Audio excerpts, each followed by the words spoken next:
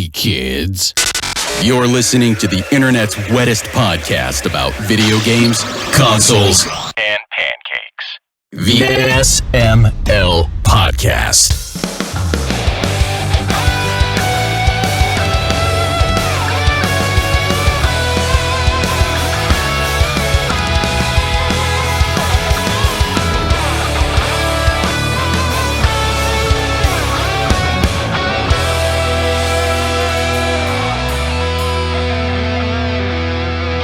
What's up, everybody? This is the SML Podcast. I am your host, Joe. It is a party cast, so we've got everybody here. Tim's here, Brooke's here, Chris is here, Pernell's here. How's everyone's doing?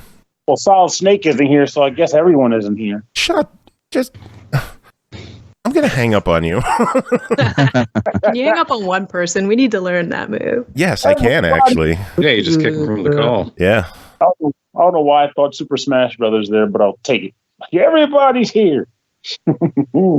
How's everyone doing? Good. I say very. Tim sounds very involved with something. Yeah, it's writing down my notes for my fucking review here in 20 minutes. Oh, hell yeah. See, that's why Tim takes notes. In my mind, they go better when I write things down than when I try to whip them off the cuff. Yeah. So for me, that's definitely true. I didn't know we had a fellow note taker here.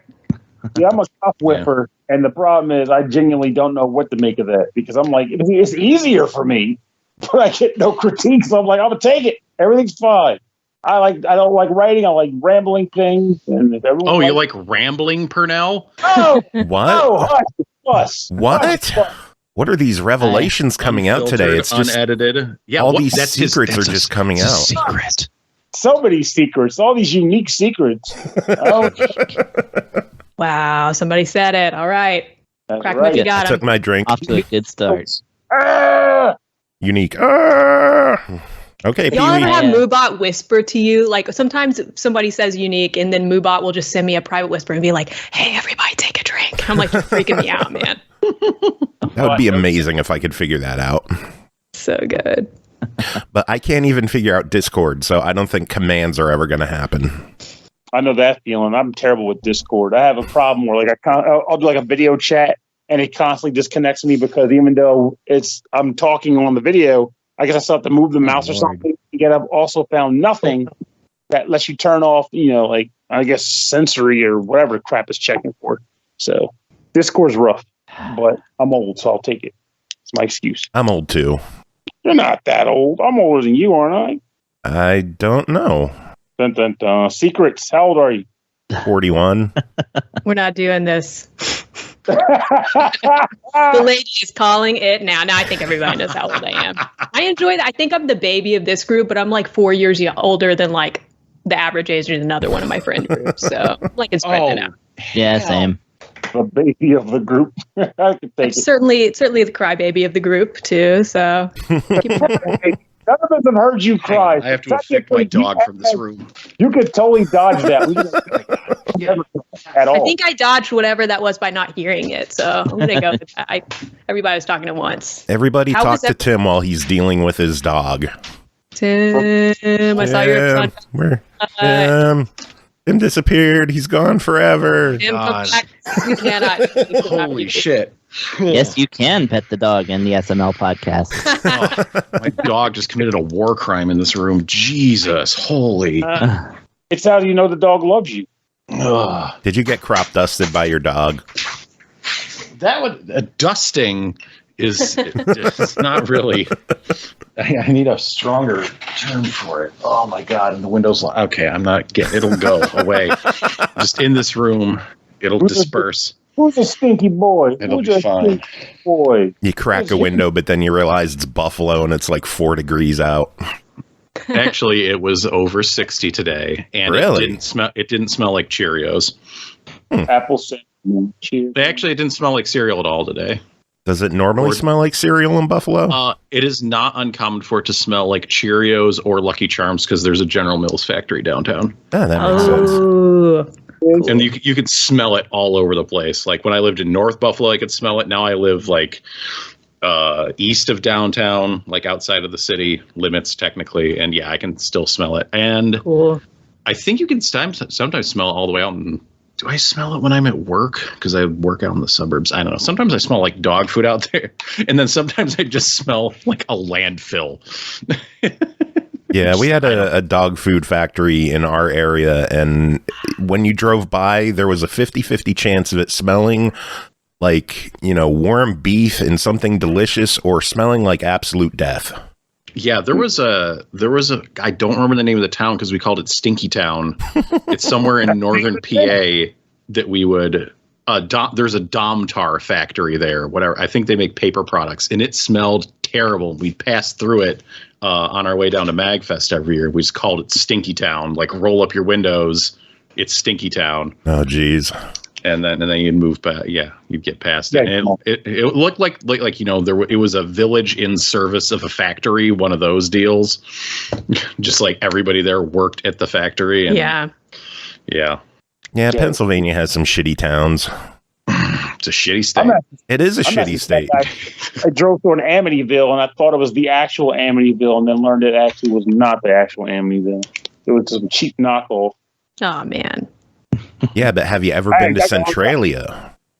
I wanted to, but now there's no point. I heard you can't get into the town, and they got rid of the cool highway graffiti. They pretty much took a good thing and ruined it. Yes, a burning fire underneath a town is a good thing. It is. No, but at the point where like 10 people still lived there, it was this cool like legend. You could sneak into the town and like potentially fall to hell. It was great. And now it's just a roadblock and a graffiti-free highway zone. Just like every other freaking highway in America. Graffiti-free while on the ground. Don't answer that. Don't follow that up with a statement. Point is, I missed Centralia. I missed the fact that I had a chance to go to it, and while it was still quote-unquote pure, and now it's been ruined. Tim, didn't you make it to Centralia before? No, I did I not. thought you did. No, Rory did. As it is, people continue to confuse us. I just thought like your whole group went down there for something. No, I don't recall what the event was when like some people finally went there, but I was not there. Did your friends sneak into the actual town proper? Or they just like go up to the highway? They were just on the highway. Oh. Yeah, apparently 5 people still live there as of 2017, so maybe that changed in the last 5 years. But I wouldn't be shocked if it changed. It's like no one cares about the town anymore. Sorry, there was ever a census since they got rid of the graffiti highway. In 2020, there was 5 people there. The makeup of the borough was 80% white and 20% Asian. One resident was under the age of 18. Wow. Math becomes easy when there's only 5 people. Yep. Imagine one kid still living in Centralia. That has to suck. That must have been an interest. I wonder if he was homeschooled. The bus comes to pick him up. Why won't your parents get you out of here? I'm not even supposed to be driving through here. I know. Technically, I don't know how your bus got on this road. It's blocked off. That's a good point. How am I on this island? Dun, dun, dun, Silent Hill town.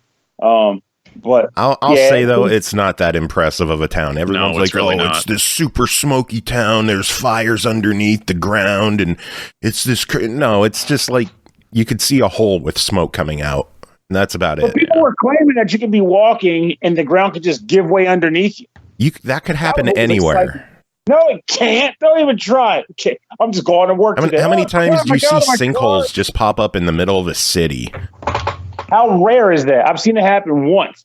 And it was just a highway sinkhole break. into Google. I'm sure you'll find a bunch. Yeah, but then Googling it doesn't help. I mean, the internet has access to every Bing it. occurrence. No, if you Google something, Google contains every occurrence that has ever happened anywhere at any time. I'm like, sinkholes appearing. Oh, shit. 200 sinkholes around the world in the last couple of years. That's a lot. Actually, you know where I've run into some sinkholes recently in Elden Ring. Whoa. Do tell. That is really cool. Seamless segue. Thank you. Sometimes you're walking and then the ground gives out under you and then you might fall and be someplace like very bad. I did beat my first shard bearer last night, which I'm proud of. Congratulations. I saw that. You're level 45, right? 45 hours? Yeah, which is kind of sad because I'm going to make a magician build, and then it turns out I fight this boss and magic sucks. I'm going to just stab with claws until he dies. even though I wasn't built for them. But apparently, bleed damage is so strong that not being spec'd for attack didn't matter. I just beat the shit out of them. Bleed can be pretty good. I am officially a fan. But the downside is magic still seems to suck. I just got Glint Blade Phalanx and a couple other spells. Still all shitty. Pebbles and arcs for days. I guess I summoned in a sorcerer for a boss battle a couple days ago, and he freaking sorcery Kamehameha the boss into oblivion. And I am pretty high level, and I hit things pretty hard, and I was having trouble with this boss, and he just walked in the room and just, and I like watching that health bar go down. I was just like, holy shit. He's got something is working for this guy. Yeah, he needs to tell me the ways then, because right now I'm like, all right, here's a spell. Piddly damage. What the hell am I doing wrong? Piddly damage. And no, I'm not going to fire arrows at a bird to make him run off a cliff. A friend did show me that shit this weekend. And now I know why all my friends are like, you're just too slow for now. I'm already level 150 and I've almost beaten the game. Yeah, because they're shooting an arrow at a fucking bird. That's not fun for me. I mean, I know no qualms for people that want to do it, but don't taunt me for not freaking skank maxing my guy out because I don't want to fire arrows. You gotta find the night comet spell. Not smell. The night comet smell is in this room, but the spell is useful. Oh, night comet, you're such a stinker. So what's the spell do? I believe that is the magical Kamehameha attack. I'm going to look into that then, yeah, because I need... If you follow directions I gave you either last week or the week before, you would find your way. Was that... You expect us to remember things. That's hilarious. Just Pernell. Was it expected to go to Qute? I forget. Yeah. I'm at Qute right now after beating the guy. So I should leave because I need to activate that damn great rune. But otherwise, don't forget to do that because I definitely forgot to do that for a very long time. Yeah, my friend was like, "You really want to do that because it has a good effect that will benefit you and your low vigor ass." So I was like, "Done." So I need to do it. Because like I'm running around with 20 vigor, I die in 2 hits, which is why I'm amazed I was even able to provide that in like bounce boss. Because I did do the thing where I summoned the game's helper and I threw a freaking jellyfish on the board, and I just ran up his face. And someone might be saying, "Well, you use somebody to fucking yeah," but his attack hit everybody all the fucking time, so it's not like they really even helped me. It was like, well, you want to know what helped me? Carnage subbing for his 13th month in a row. I knew you were going to say that. The tone of that transition. It was biddies or it was a sub. Hey, we got a fucking out of it, so. Yeah. Hey, I'm going to ask the burning question that is on everyone's minds. Did it happen for Joe and Chris, or did it not happen? Elden Ring. How are you guys feeling? Oh, I just hadn't had time to play it. I hadn't had time either. I was playing the show all weekend. Oh, okay, cool. You're playing the show all weekend? Yeah. Oh, like the baseball game? Yeah. Yes. On my he wasn't Xbox. Planning the show, Pernell. He doesn't plan the fucking Yeah, come on. I mean, there's no planning to this shit. I mean, you had time. You just chose to play a different game. What were you thinking? I mean, yeah, I was mostly playing different games because they're in proximity of the office instead of the living room. Yeah, I played less of Elden Ring in the last week because I had a game to review. So, not the review games. Oh, yeah, no. Well, and I played some games with my kid this past weekend. Yeah. With your kids? Yes, with my child. I do this. You have a child? Yeah, it had actually been a while. We played the new Mario Kart courses together. But broadly speaking, we haven't really been playing a lot of games together lately. He just hops on the Switch and I play Elden Ring. So this might be like a bad dad thing. But I was like, hey, dude, let's play some games this weekend. And like he's been poking around the Super Nintendo offerings on the Switch. Nice. And, running into the brick wall of how difficult games were 25 years ago. So I was like, yeah, but, if you want to see Super Metroid, I will play Super Metroid. But he is begging me to play EarthBound for his enjoyment. Do it. That'll be, one of those games is I can beat in like 3-4 hours. And the other one is EarthBound, which I've actually never completed. But really? Time to change that? Yeah. I don't like EarthBound that much. Let's not mince words here. But I understand why people like it. It's a flavor of Dragon Quest that I don't care for as much. And I know some people really love. Did you know that Nintendo uploaded the entire strategy guide online so that you can play along with that? Mm-hmm. I mean, I own the strategy guide. Nice. Owned before I sold it for like $80. The thing I find interesting about that game, though, is that, like you mentioned Dragon Quest, like I played Dragon Quest 1 and 2 back in the day via game rentals, and I didn't really get into them so much. More like I actually told myself, like I wasn't a big fan of RPGs where you couldn't see your party members. So I was expecting to dislike EarthBound because of that. But it was the quirky aspects of it that made me want to give it a try. Yeah. And it clicked. Like it genuinely clicked. Yeah. So. No, it makes it work. It's the same thing with Yakuza Like a Dragon. Like that game makes Dragon Quest work for some people. And I didn't like it that much. But EarthBound makes Dragon Quest click for some people. Dragon Quest didn't really, I mean, my love didn't completely blossom until Dragon Quest 8, and then I went back and played like almost the entire series. And yeah, I'm up to 8 now. I've played all of them up to that. Dragon Quest 8 is so damn good.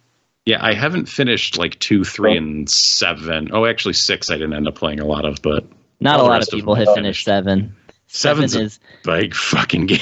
Yeah, it's easily 2 to 3 times as long as all the rest of them. Oh, I did get far in 7 back in the time I did play it. It makes me that much sadder I didn't finish it because you don't just go back to that game and just like, where did I leave off? I'm just going to resume this. So yeah, Dragon Quest 7 is you always think that you're farther than you are.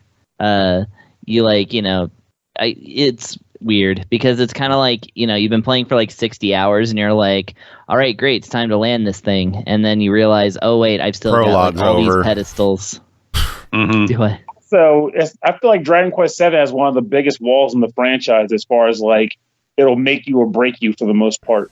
Because when you unlock the jobs, you have to beat that one boss who you can't really build a strategy around him because you have no job system yet. And he's a real pain in the ass. Like you have to really beat him in a fairly specific manner unless you're a grinder type. And I've heard more than a few people quit the game just because they can't beat him and they don't want to deal with figuring him out. But once you beat him, everything opens up. There's a boss like that in almost every Dragon Quest, honestly. Dragon Quest 4 has one, and I know 6 has one because the one in 6 really pissed me off. I almost quit. But yeah, like Dragon Quest tends to have like a wall boss at some point. Oh, now you got me wondering who the one would be in 4. Because I have played through 4, but I think I know what you're talking about. There was a boss right before you start really getting the characters to meet each other and do stuff with them.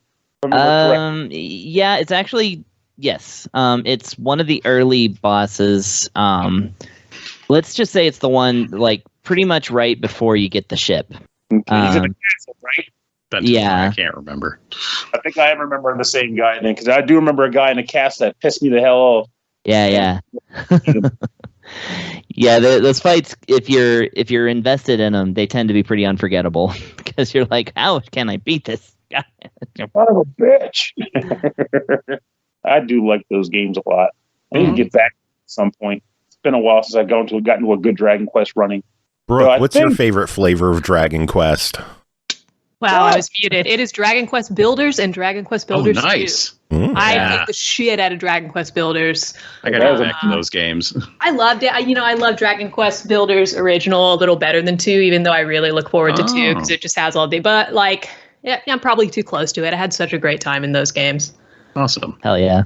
That's the one and only time I got to go to Japan. They had Dragon Quest Builders 2 plastered on like all the buildings in like cool. Akihabara because it had just come out in Japan, so like it was just like a parade practically, just all the time. Awesome. Yeah. I've never played an actual Dragon Quest game besides Builders, actually. Oh man, do 8 or 10. You know, my friend recommended 11. I didn't mean to say 10. Stop it. I meant 8 or 9. Yeah, 9 is so fun. Yes, it is. Especially very different from the other ones, or pretty different from the other ones. It has differences. Going to Best Buy to trade maps with people was something. That was a moment. That's something I miss with the 3DS that kind of went away with the Switch is bringing your console places and trading game data. Yeah. That was really cool. Like doing that with like Picross games and just swapping special puzzles and shit like that. Remember being at MagFest and you would just like have this moment of watching like people just standing in the corner and unlocking checking their street passes. It eventually became too much work because it would load up so fast. It was so cool. Despite and Nintendo made that queue where you could have 100 people, and you're like, well, gonna fill that up real quick. Yeah. Oh yeah. And then you're like, hey, here's all these new puzzles I got to unlock. Like, yeah, that won't take fucking long. Thanks, man. Yeah. Taking care of business every day. And and honestly, I was thinking about that before. Earlier, I was thinking about Xbox 360 was like the prime for like social gaming for me. But so the DS and the 3DS was its own like mecca of itself. It was like the same era, you know? Yeah. They overlapped. Like, it's amazing for all the stuff we've got now. Like, I just feel like it all pales in comparison to what we had then.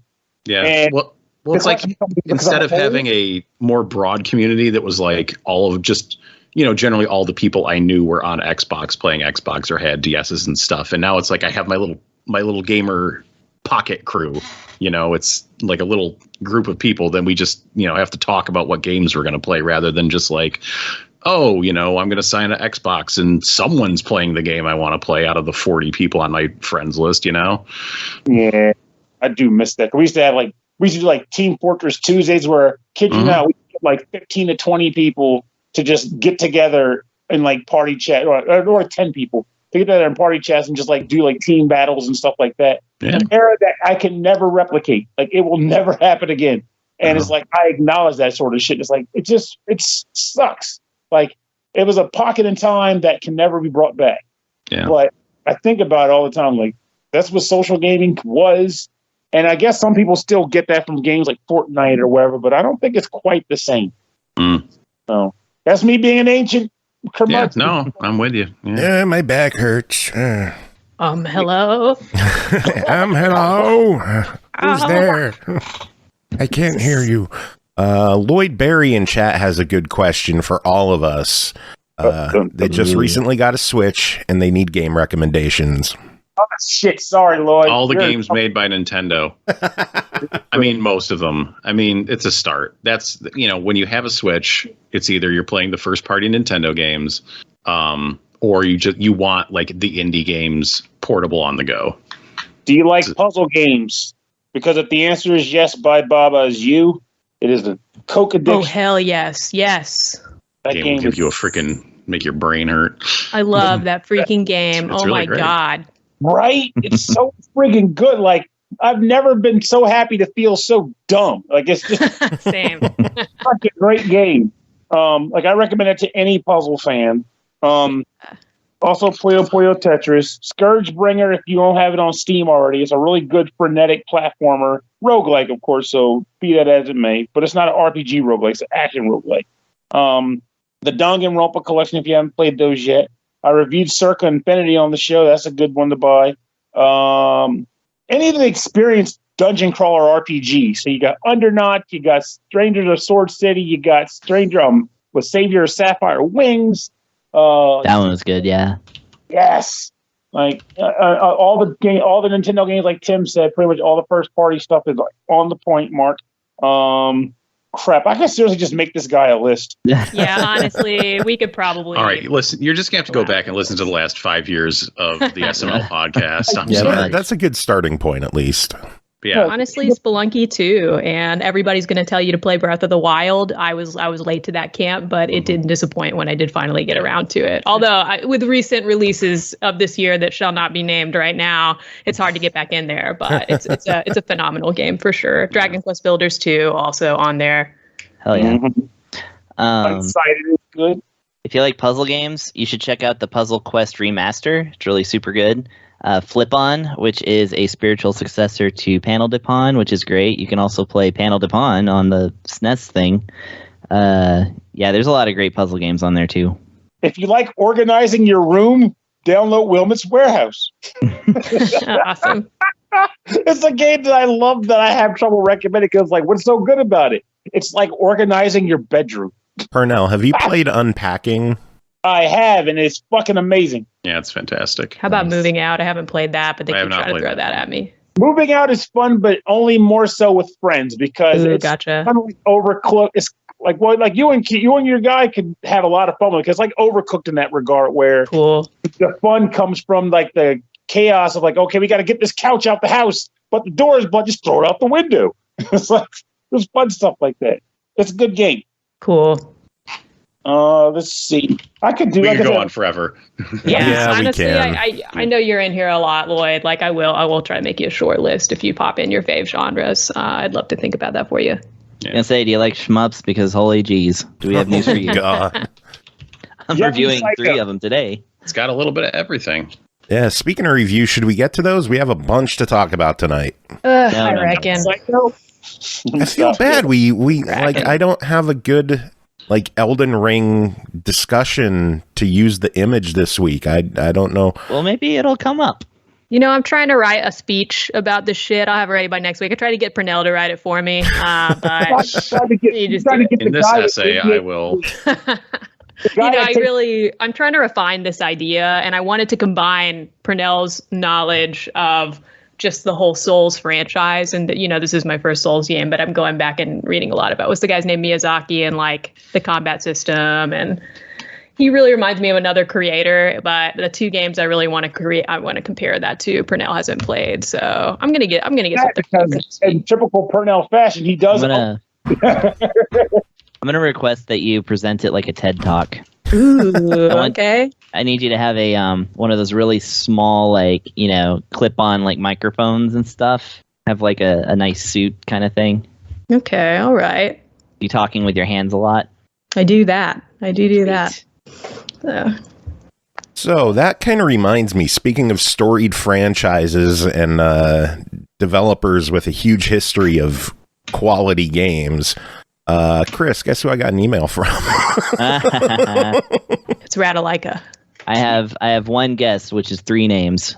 No, 2 names and one letter. You know who it is. You know the man. We all know the man. Cease and desist, SML podcast. Now, if it was Joshua Goodpaster, I would leave my seat, but I imagine it's not. It's probably. Yeah, I think Carnage got it. It says, in celebration of the launch of Ashigaru, the Last Shogun, and as a token of our fuck gratitude to press and influencers around the world, we are offering a game key. Obviously, if you want to do an analysis or review for this unprecedented game, if you have any questions or anything else, please don't hesitate to get in touch. Thank you, and we hope you enjoy it. Do you notice what was missing there? Most of the grammar? The actual key. The actual key, perfect. Yes, there is. I wonder if he was like. I thought you were omitting that on He was like, purpose. don't send that to them. They hate me. No, they sent an email saying that they had a key and there's no key included. So Are you going to write back that's for it? perfect for me. I'll take it. Review as is. You're like, yeah, I can play. This game's unplayable. Exactly. Brooke already wrote my review for me. There's no key. I mean, this is as good as this could possibly go for me. The legend continues. Well, if a key does show up, I'll have to keep it updated. And I know our listeners are on the edges of their seats, just waiting to hear if we will get a key for this game. Just to make sure I was right, though, that game is by Gilson B. Thomas, right? Oh yeah, you know it by the title. I was like, it has to be Gilson. There's no one else it could be. He's like, who is it? Who's this Was it guy? Ashigiri, Ashigaru, the Last Shogun. The Last Shogun. That's actually really tame compared. Like, it's almost not unpronounceable. Lloyd, I'm not sitting on the edge of my seat. I'm sitting comfortably. That is your freedom. You can do that. Unlike Joe, who's still at only 9.84% for new office chair from my fat ass update. Yeah. This is That's never gonna unacceptable. We've happen. grown like 2% in a few months. Come on, people. No, save your money. Don't waste it on me. Waste it on games instead, like the first game we're going to talk about tonight, which is... Yeah, how about that? First game tonight is CRYSTAR, developed by FURYU Corporation, published by North America. Oh, Lloyd dropping a single biddy. Thank you so much. Bumps it up to 9.84 instead of 8.3. Yes. Look at that bit fall in. Brooke working the guilt. Thank you, Brooke. Thank you, Brooke. Anytime. What kind of old lady would I be if I wasn't just guilting people into doing what I want?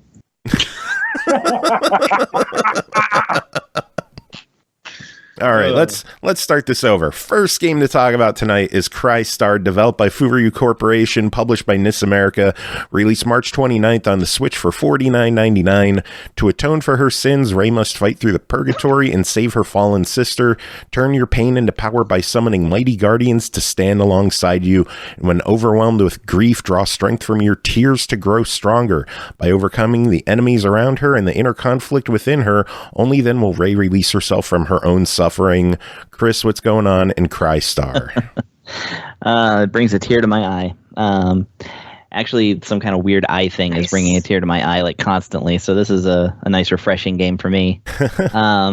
Because, like my probably allergy-ridden eye, this game is very, very into crying right now. So yeah, this is CRYSTAR, and it is by, I think it's actually FURYU, because it's capital F-U and then it's capital R-Y-U. Capital F-U. Okay. Yeah, capital F-U. See, I never know, because when I see the company name in the press releases, it's all caps. So I never remember how to say it. Yeah, I mean, this is just my guess. Yeah. But it's put out by NIS, and NIS, NIS don't miss as far as I'm concerned. Ooh, nice. No matter what the like concept of whatever they're putting out, no matter how weird the game seems, it's like they always it's always got like just enough polish that I'm like, yeah, I believe in this already. Which is, because even though they're very similar in tone to like your kind of what are they called, Idea Factory, Compile Heart type games, they're usually executed a little bit better, and this is actually no exception there. Shout outs to this game for actually being like a full 3D thing that's like a conversion, a port, from like PS4 and Steam, and yet actually runs perfectly on the Switch. So I'm going to shout out the performance of this game right quick. Now that we've got that out of the way, let's talk about the crying. So Rei, you start off this game as a laser butterfly, slowly fluttering over this kind of strange Escher-esque like landscape of floating platforms against a sun that is beaming out swords constantly, and the whole thing is colored like a Lisa Frank thing. So it's basically purgatory by way of Lisa Frank, which I enjoy. Oh, and your laser butterfly eventually turns into Rei Hatada, who is a 15-year-old girl, a Catholic schoolgirl in trouble indeed, as her younger sister also appears there. And then suddenly the two are separated, and then reunited, and then the younger sister is presumably murdered, which is terrible. Yes. Yeah, they seem to have fallen victim to some kind of mysterious circumstance, because both girls were just in their home and then suddenly found themselves as laser butterflies in a floating platform, Crayola nightmare. And they have run afoul of a princess of revenants, whose name I shall not attempt to remember. But she shows up and acts very bad guyish, and then your sister gets murdered, and now Rei is overwhelmed with emotion. So the tears start early, and then she finds out that those tears actually contain power that is desired by the demons who run Purgatory, which is the place in which she has found herself. Those demons are also anime ladies. There's a theme here.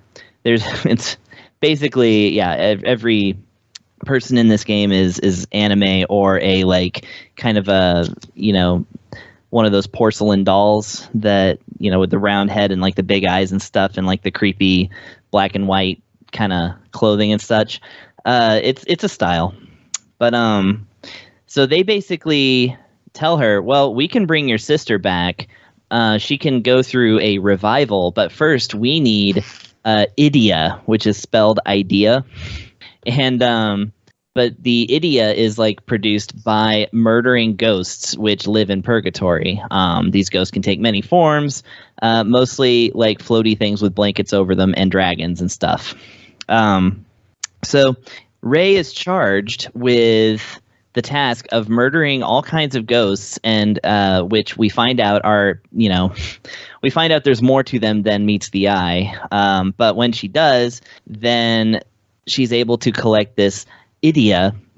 You may even, because they seem to be produced from her tears, you may even call her an idia factory. Sorry, I wanted an air horn there. Thank you. I appreciate the air horn. And yeah, that's basically, you go into different levels and beat up ghosts and cry and repeat. So where does crying like really fit in here? It's not just that crying produces idia. No. So when you are fighting these ghosts, occasionally you will fight a revenant, which is specters and revenants are the more powerful version. They contain the suffering, the burdens, the emotional burdens of, let's see, what's the actual word they use? Never mind. It's burdens, basically, emotional bad times. And those get absorbed into Rei and lower her stats temporarily while she's in the level. So the more you fight, actually, the slightly weaker you become. And so the thing is, though, at the end of the level, you get returned to Rei's room where she gets to basically deal with everything. Literally, the levels are called ordeals. And then if you choose the organize option, then she will sit in her room and cry in a cutscene until all of those burdens then become sentiments. And sentiments are the materials that you use to actually strengthen your sword and your armor that you get to use in the levels. So it's using crying to literally make your weapons and armor stronger. And, it's like the metaphors are quite heavy-handed here. Here's another thing, is that she has a special guardian, which is just this giant-ass knight guy with a sword. It looks like he could maybe be in Elden Ring. And she can summon him, to help out with the hard battles, because, his big sword basically doubles her damage and then plus some. And it's really, really handy for getting like through boss fights and stuff like that. By the way, the actual gameplay is running around and hitting things with a sword. Like, that's it. It's literally a brawler, by way of kind of a quasi RPG. Think like El Shaddai or something. Like, it's kind of like that. It's like you're just running from room to room where you eventually get cut off. They send in a wave of enemies, you defeat them, and then move on and, try to uncover all the map till you find the boss. That's as much thought as anybody put into the actual combat of this game. So I'm talking about the crying. So in order to summon Big Bad Night Guy, she actually has to fill up a tier meter that is on the lower left of the screen. Because basically, as you destroy enemies, that tier meter slowly fills up. And then, when it fills up all the way, then she can, summon the dude, go completely ham for a while, and then, it drains out, and then, it fills up again. Here's the thing. At any point in the game, when you're in the action sequence, you can hold down the L button and just sit there and cry and fill up that tier gauge if you want. It drains out your, like, special ability points, like basically your magic points, which again you can refill by destroying enemies and such. But it's just like, it's literally a mechanic that you can just stop the game and just sit there and cry until you fill up your tier gauge and can summon a knight from hell to like destroy all of the ghosts. So I was prepared to come in here and like compare this to like maybe a Super Princess Peach, right? Where like crying, or using your emotions like changes the landscape in some way, or, helps assist. This game is, I want to say, about 60% crying and 40% other. It's incredible how much thought they put into actually just sitting there and weeping over everything. And that's just kind of a mood, So, yeah, eventually she gets joined by other characters that she can summon and things like that. More ladies are introduced in the game. It's not an Idea Factory game, so I don't think you can date them, which is just fine because your protagonist is only 15.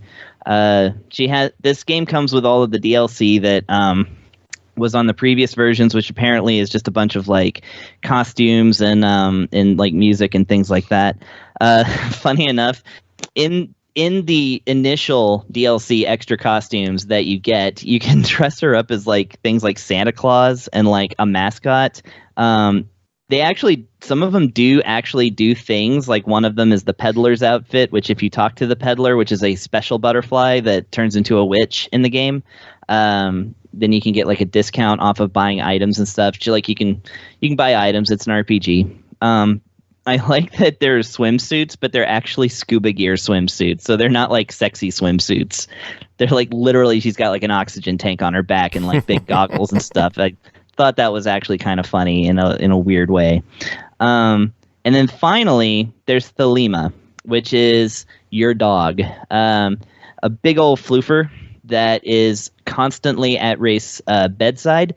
And not only can you pet this dog every time you wake up, and she has conversations with the dog, which is a human voice actor going, woof. Hey, works for me. Literally in the hub menu, there is a Thelema section where you can just sit there and pet the dog, and you can just leave it on a loop of her petting the dog. And it warms your heart is what it says. And that's it. Hey, that dog is awesome, though, so it's okay. Yeah, this is not only a game where you can pet the dog, but there is an entire section of the menu dedicated to the petting of said dog. Nice. So that is CRYSTAR in a nutshell. Well, it's $50. What are your thoughts on it? Okay, so I love everything about this game in the sense of I love the story. The music is really good. The graphics are really nice. Again, it runs smooth as butter for this kind of game being on Switch. This might just be me playing too many Idea Factory games that, you know, I play them on Switch and then buy them on PS4. But I was really impressed by that. The only thing is that the action never deviates from running around in a level and destroying things with a sword and then, you know, or a knight, stopping to cry if you want to, and then like beating a boss. Like that is all of the gameplay. So if that is your thing, which again, if you're like a fan of something like El Shaddai or something, then you're already in. Then this is the game for you. However, if you are expecting something that's more of a complex type of RPG and such, then this isn't it. So at the $50 price point, I have to give it a, if you're a fan of like the beat 'em up and of the anime, the visual novel aspects and all of the quirks that go into that, then this is a buy it because it's very high quality. However, if you are looking for like another RPG from NIS, they have a lot more that are actually RPGs, and you should look, elsewhere over there, or give it a try. It sounds good. There you go. Yeah. It works for me. Next game is Weird West, developed by WolfEye Studios, published by Devolver Digital, released March 31st on Xbox One, PS4, and PC for $39.99. Also available as a part of Xbox Game Pass. Survive and unveil the mysteries of the Weird West through the intertwined destinies of its unusual heroes in an immersive sim from the co-creators of Dishonored and Prey. Tim, what's going on in Weird West? Well, there's some weird shit going on. I can tell. It sounds like there's some weird shit going on. It lives up to its name. Yeah. So this game is it is made by the guy who worked on Dishonored and Prey. The game is like kind of an isometric.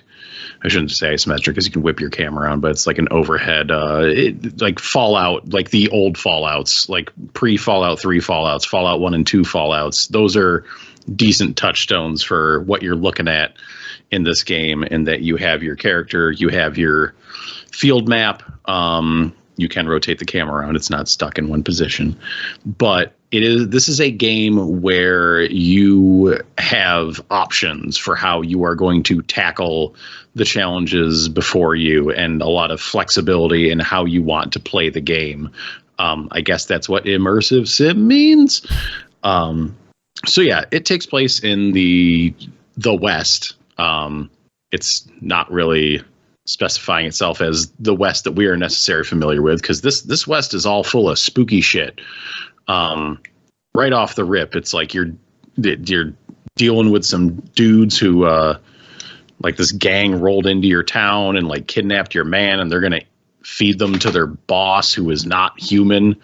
And like it's not too supernatural like right at the beginning, but like the more you press out into the game's world, kind of the weirder shit is going to get. And the further you get in the game and the stories and those assorted protagonists, the more out there things get. Yeah. So you start out and you're this woman who is a former bounty hunter who is long, retired from the profession, but then like her kid gets killed by these guys and her husband kidnapped. And so she picks up her irons again. Those are guns in Wild West talk, and sets out to try to, track these guys down and save your dude and all that stuff. So, you go into town's all beat up by the aforementioned gang. You kind of get some directions as to where they went, and then you go off chasing after them. And kind of like after you get past like this kind of initial, kind of first couple missions things. So the game has not an overworld map, but just like a map.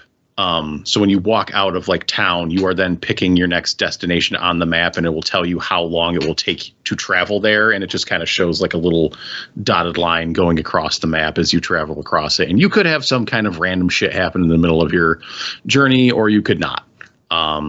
So just random things can pop up along the way, like merchants or encounters or, hostile encounters or other encounters. But then, you get to where you're going and there's some guys there and you got to do some stuff. So it's, early on you are trying to find out more information about where this gang took your guy. So you go into a camp, and here is where you have options, because you, of course, could just go in guns ablazing. You have guns. Enemies carry guns that you can take off of them and then shoot them. And we're talking like you're not shooting lasers. It's handguns and shotguns and rifles, and there's a bow and arrow, and there's melee weapons and stuff like that. So you could go in there rootin', tootin', and shootin' if you so choose. Kind of when you enter combat, the game becomes something like a twin stick shooter. Though things happen very fast. So I don't know. I wouldn't really recommend the, guns blazing route. Unless that's, you're really got some good guns and a lot of ammo and you're really ready to go for it. There is stealth in this game, so you can sneak around and knock guys out, and then you have to take their body and, throw it in the bushes so it doesn't get found. But, you go at this camp and then it's like, okay, you're just sneaking around.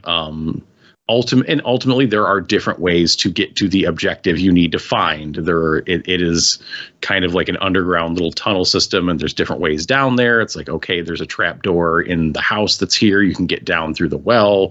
You can do this other thing. And then once you get down there, it's like, okay, there's some encounters down here. It's like, okay, do I want to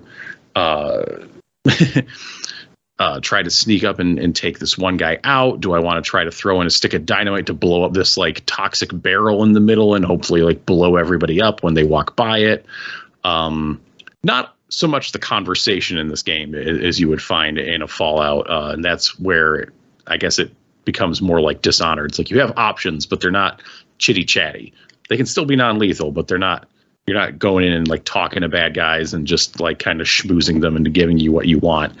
But yeah, so once you do that, and it's kind of like you get a lead on where they got, well, the lead you get is a like telegram message that you need to have translated.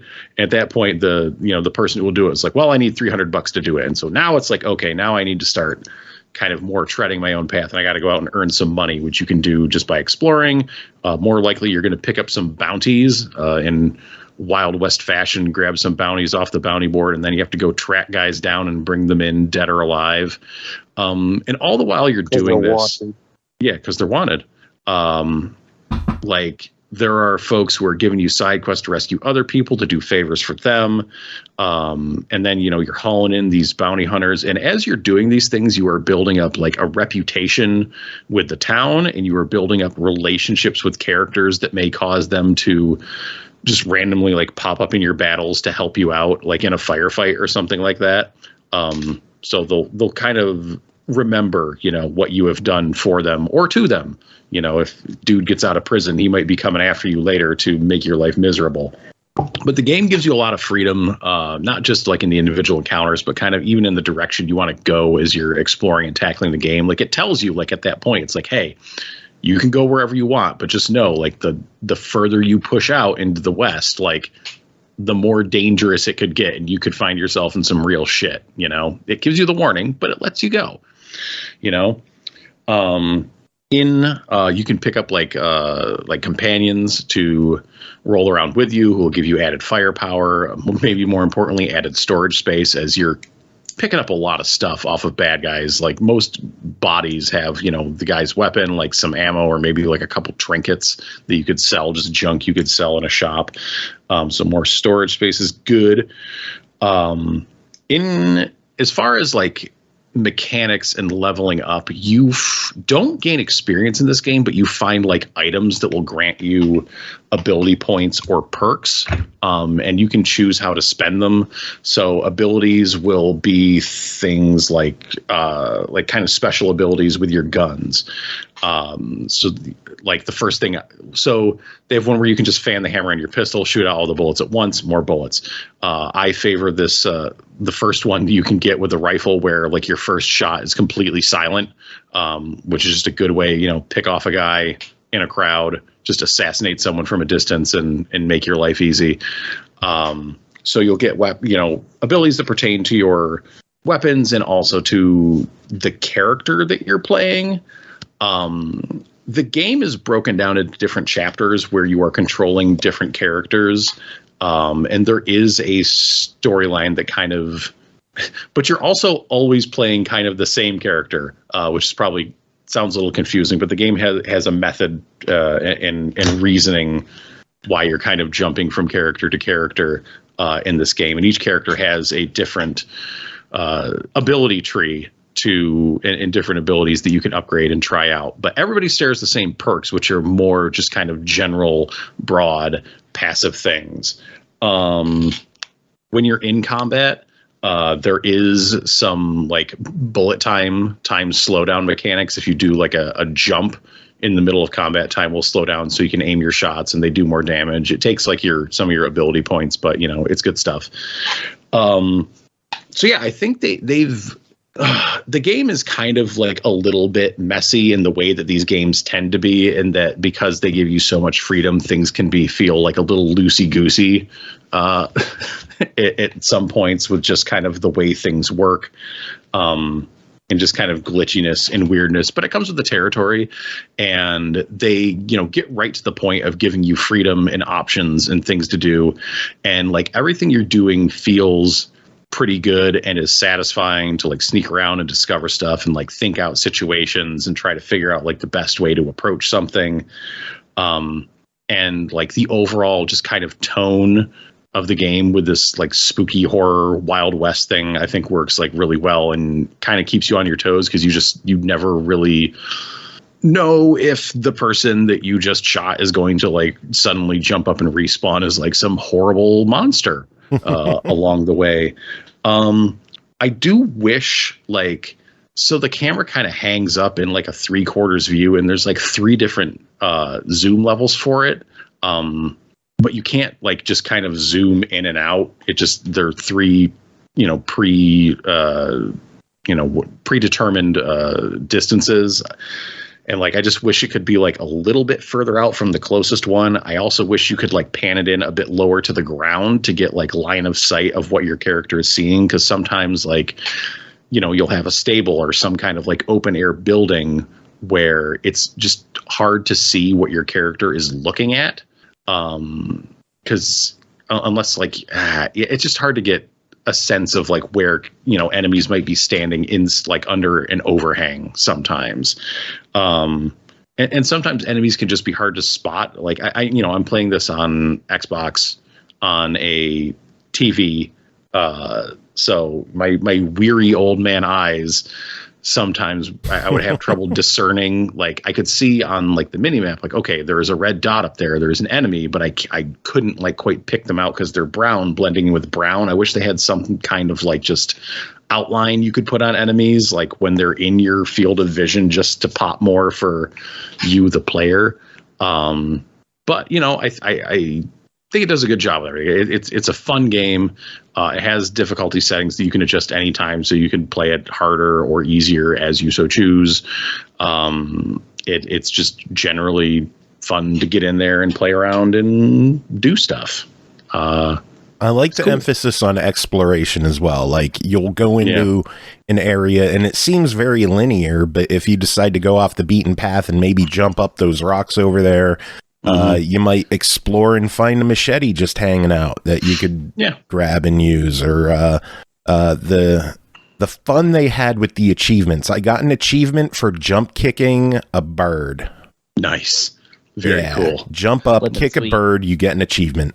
My one big pet peeve in this game is that it keeps your game clock ticking as you're in sleep mode. So I've played this game for like 50 hours. I'm playing it right now, actually. It's just something that always just really irritates me for like no real good reason other than I'm just like, I care too much about how much time I put into a game, but whatever. Now, it doesn't help with this one where there's timed quests. Yeah, well, that doesn't keep ticking. That's good.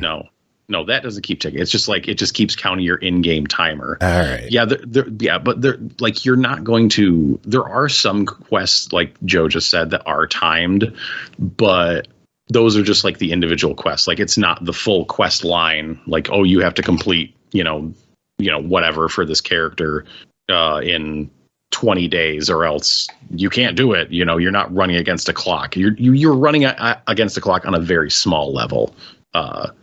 It's just like, oh, you have to haul in. Well, it's like one of the first things, like this lady asks you to save her husband who's been kidnapped. And it's like, you have 5 days to do it, or else presumably the guy will be killed and you can't save him anymore. So you got to get on that. You can't just dick around in the West. Like, okay, that's a priority. But that was like, I think the tightest time limit I saw. Like I had a bounty, but it was like days, and it was taking me at that time, like, maybe a half day's walk to get to where he was. Yeah. No, the game's sitting at $40. What are your thoughts on it? Yeah, well, it's on Game Pass, but it's worth buying if you do not have a piece of hardware that you can play or subscribe to Game Pass on. I think it's well worth that amount of money. I saw, a lot of people were spending 40 hours with it to finish the game. So that's a pretty good dollar to hour ratio. But you'll have a lot of fun with it along the way. It is worth your time, and it is also worth your money. Nice. Right. Hey, I have a question before we let you go for the evening on this game. It's called Weird West, but there's like no affiliation with Deadlands or like that role-playing game system, right? Because that's what I think of when I hear that name. I thought that was copyrighted too. Okay, interesting. Not that I'm aware of. It's a good game. Cool. Thanks for letting me pick your brain about that. Yeah, absolutely. You may stick the pick in and take that nugget of information. Got graphic there. I'm liking it. All right. Well, Tim, that is it for you. I'm going to bed. Yeah. Night, Tim. Do you have any final words? No, I don't. No. Nothing about WrestleMania? Oh, shit. I don't know. It seemed like it was. I didn't really watch much of it other than Cody Rhodes making his appearance. Did you watch the Johnny Knoxville match? No, I have not seen the Johnny You need to watch the Johnny Knoxville match. I will. The Jackass Johnny Knoxville? Yes. Yeah, it was a Jackass match from the things I saw on Twitter. Yeah, it was pretty fantastic. There was a giant hand and a giant mousetrap and Wee Man, and there was a lot of nonsense. Fucking Wee Man body slam Sami Zayn. It seemed like it was a very... was that part of like what was going into like the description for the match when they went over? Just like, hey, we're having a wrestling match, and then something giant hands. Yes.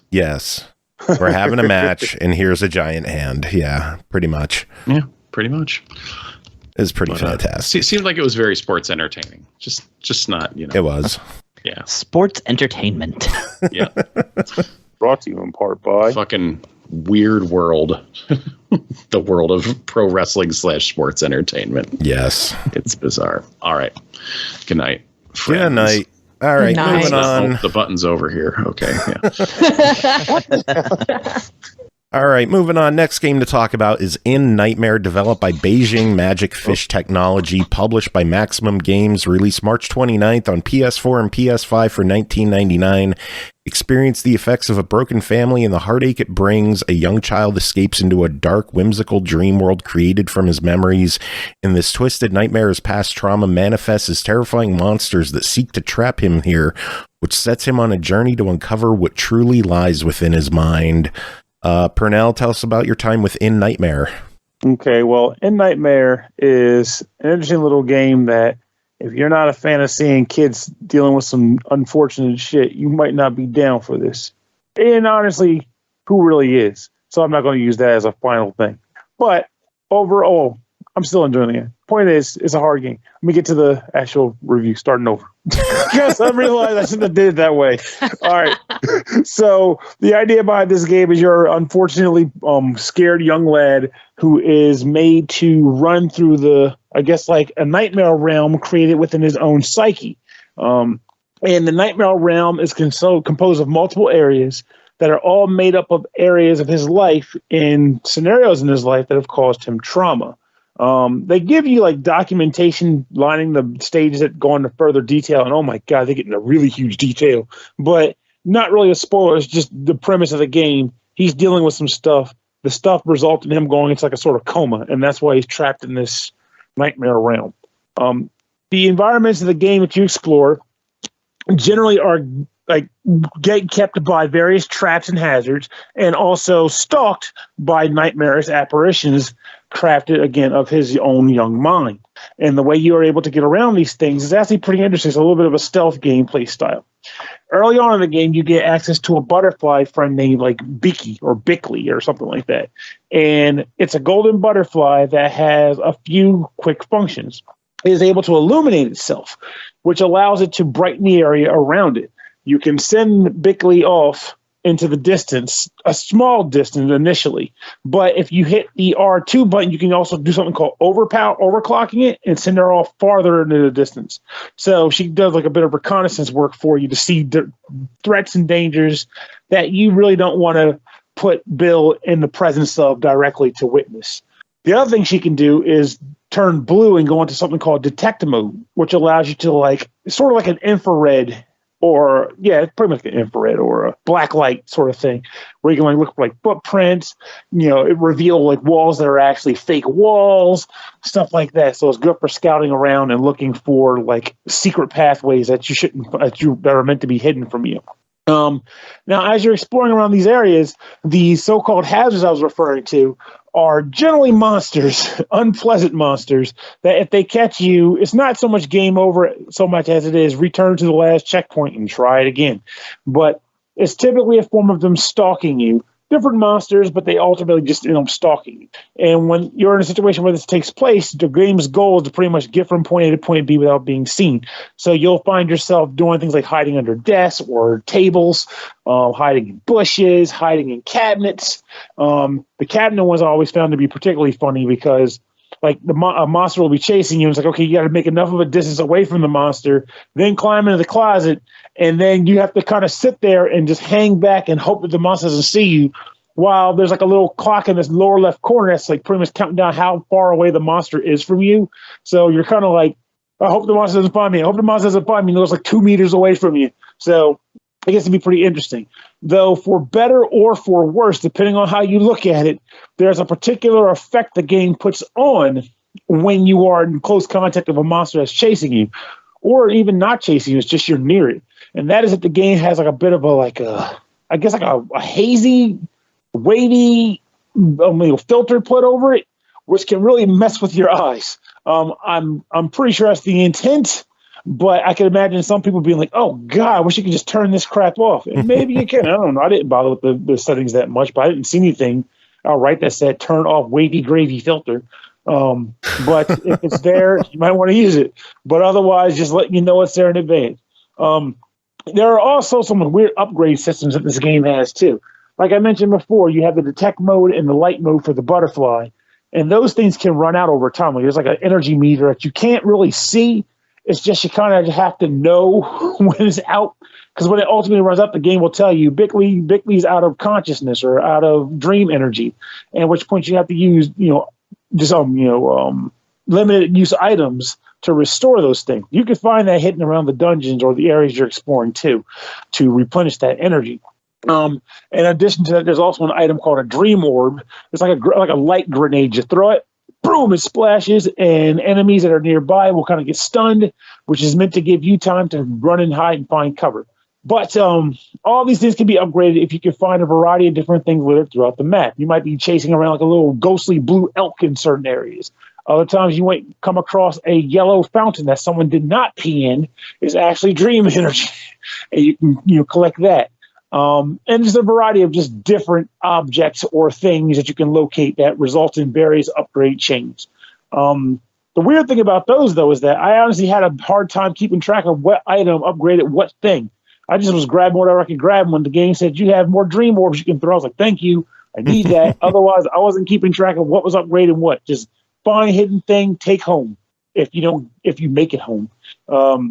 It's interesting in a sense with this game, because on one hand, there were moments where I kind of felt like, okay, I'm a little tired. I'm not really all that drawn. I'm kind of ready to put this down. But then there were other times where I was like, I like the music that's taking place here. I like the idea that I like exploring this environment. I like the fact that I'm now being hunted by giant eyeball critters. This is kind of cool. But it has like levels of inconsistency where sometimes I was really engaged. Other times I was like, okay, well, I'm just tired. So it's not really a bad thing. It's just a thing. I don't know. Like, I do wish that the story sequences that you could come across as you played the game had voices. What I mean by that is every once in a while you'll open a door or walk into a room and you'll go into like this hazy state where in this scenario, like silhouettes of characters in Bill's life, and sometimes Bill himself will be displayed on the screen and are engaging in this, acting out a scene in Bill's life. Always traumatic because this poor kid had it bad somehow. But sometimes you have trouble determining what is actually happening in a scene. Like, is he yelling at him? Is he just talking to him coldly?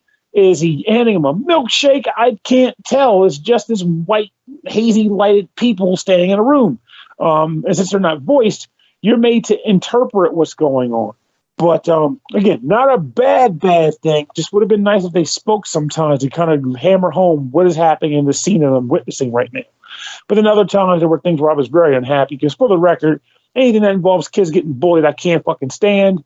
Not from from a narrative perspective, it's fine. It's just, it really gets me into the narrative, and it's just like, I want to beat these people up, but I can't because they're actually memories in his life. But if they were monsters in the game that I could attack, I'd probably spend the entire time searching them out and beating the snot out of them. That's just me. So I'm not a... What about you, Brooke? Do you like beating up monsters and bullies? I didn't have quite the same experience as Pernell with this game. This isn't normally the type of game I would go for, but like, I don't know. I feel like with the indie scene in the last 10 years, I've played a lot of games that are like really heavy, especially, with a lot of content around like trauma and child abuse. And I didn't play as much as Pernell did, so I'm sure there are some really dark things that I didn't get to. But, I kind of have the opposite reaction of Pernell. I do feel really protective for some forms of media, but other types of media that approach trauma like this, I think a lot of people who went through harder times when they were younger could really connect with that and find it validating. I think you're either going to go one of two ways with content like this. You're either going to want to beat up all the people in Pernell's life. I mean, in the kid's life. If you're Pernell, wow. My life too. Which I love about Pernell. Like, that's probably one of the things we all loved about the most about him. I don't know. I'm just spitballing here. Or you're going to feel validated being like, if you were a kid who was treated like Bill, you could be like, oh, it's not just me. Adults suck. They're so shitty. And it's normalizing.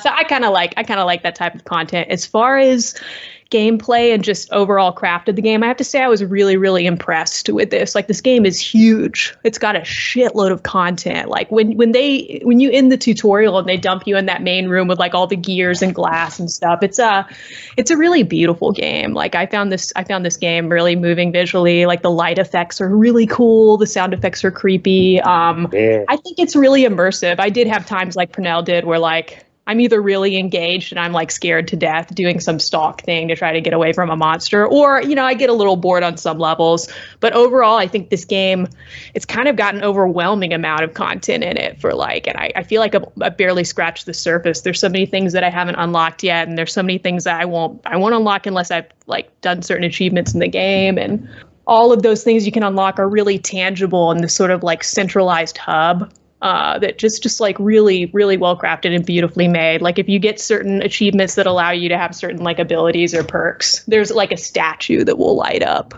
in the middle. Cool. And there's like shitloads of different rooms just within this hub to represent the different style of level you're going to want to get into. So if you do like this game, if this game does bite you and you want to play it, like you're going to have so much content. I can't remember how much this goes for. How much is this? It is sitting at $20. So what do the two you think about this one?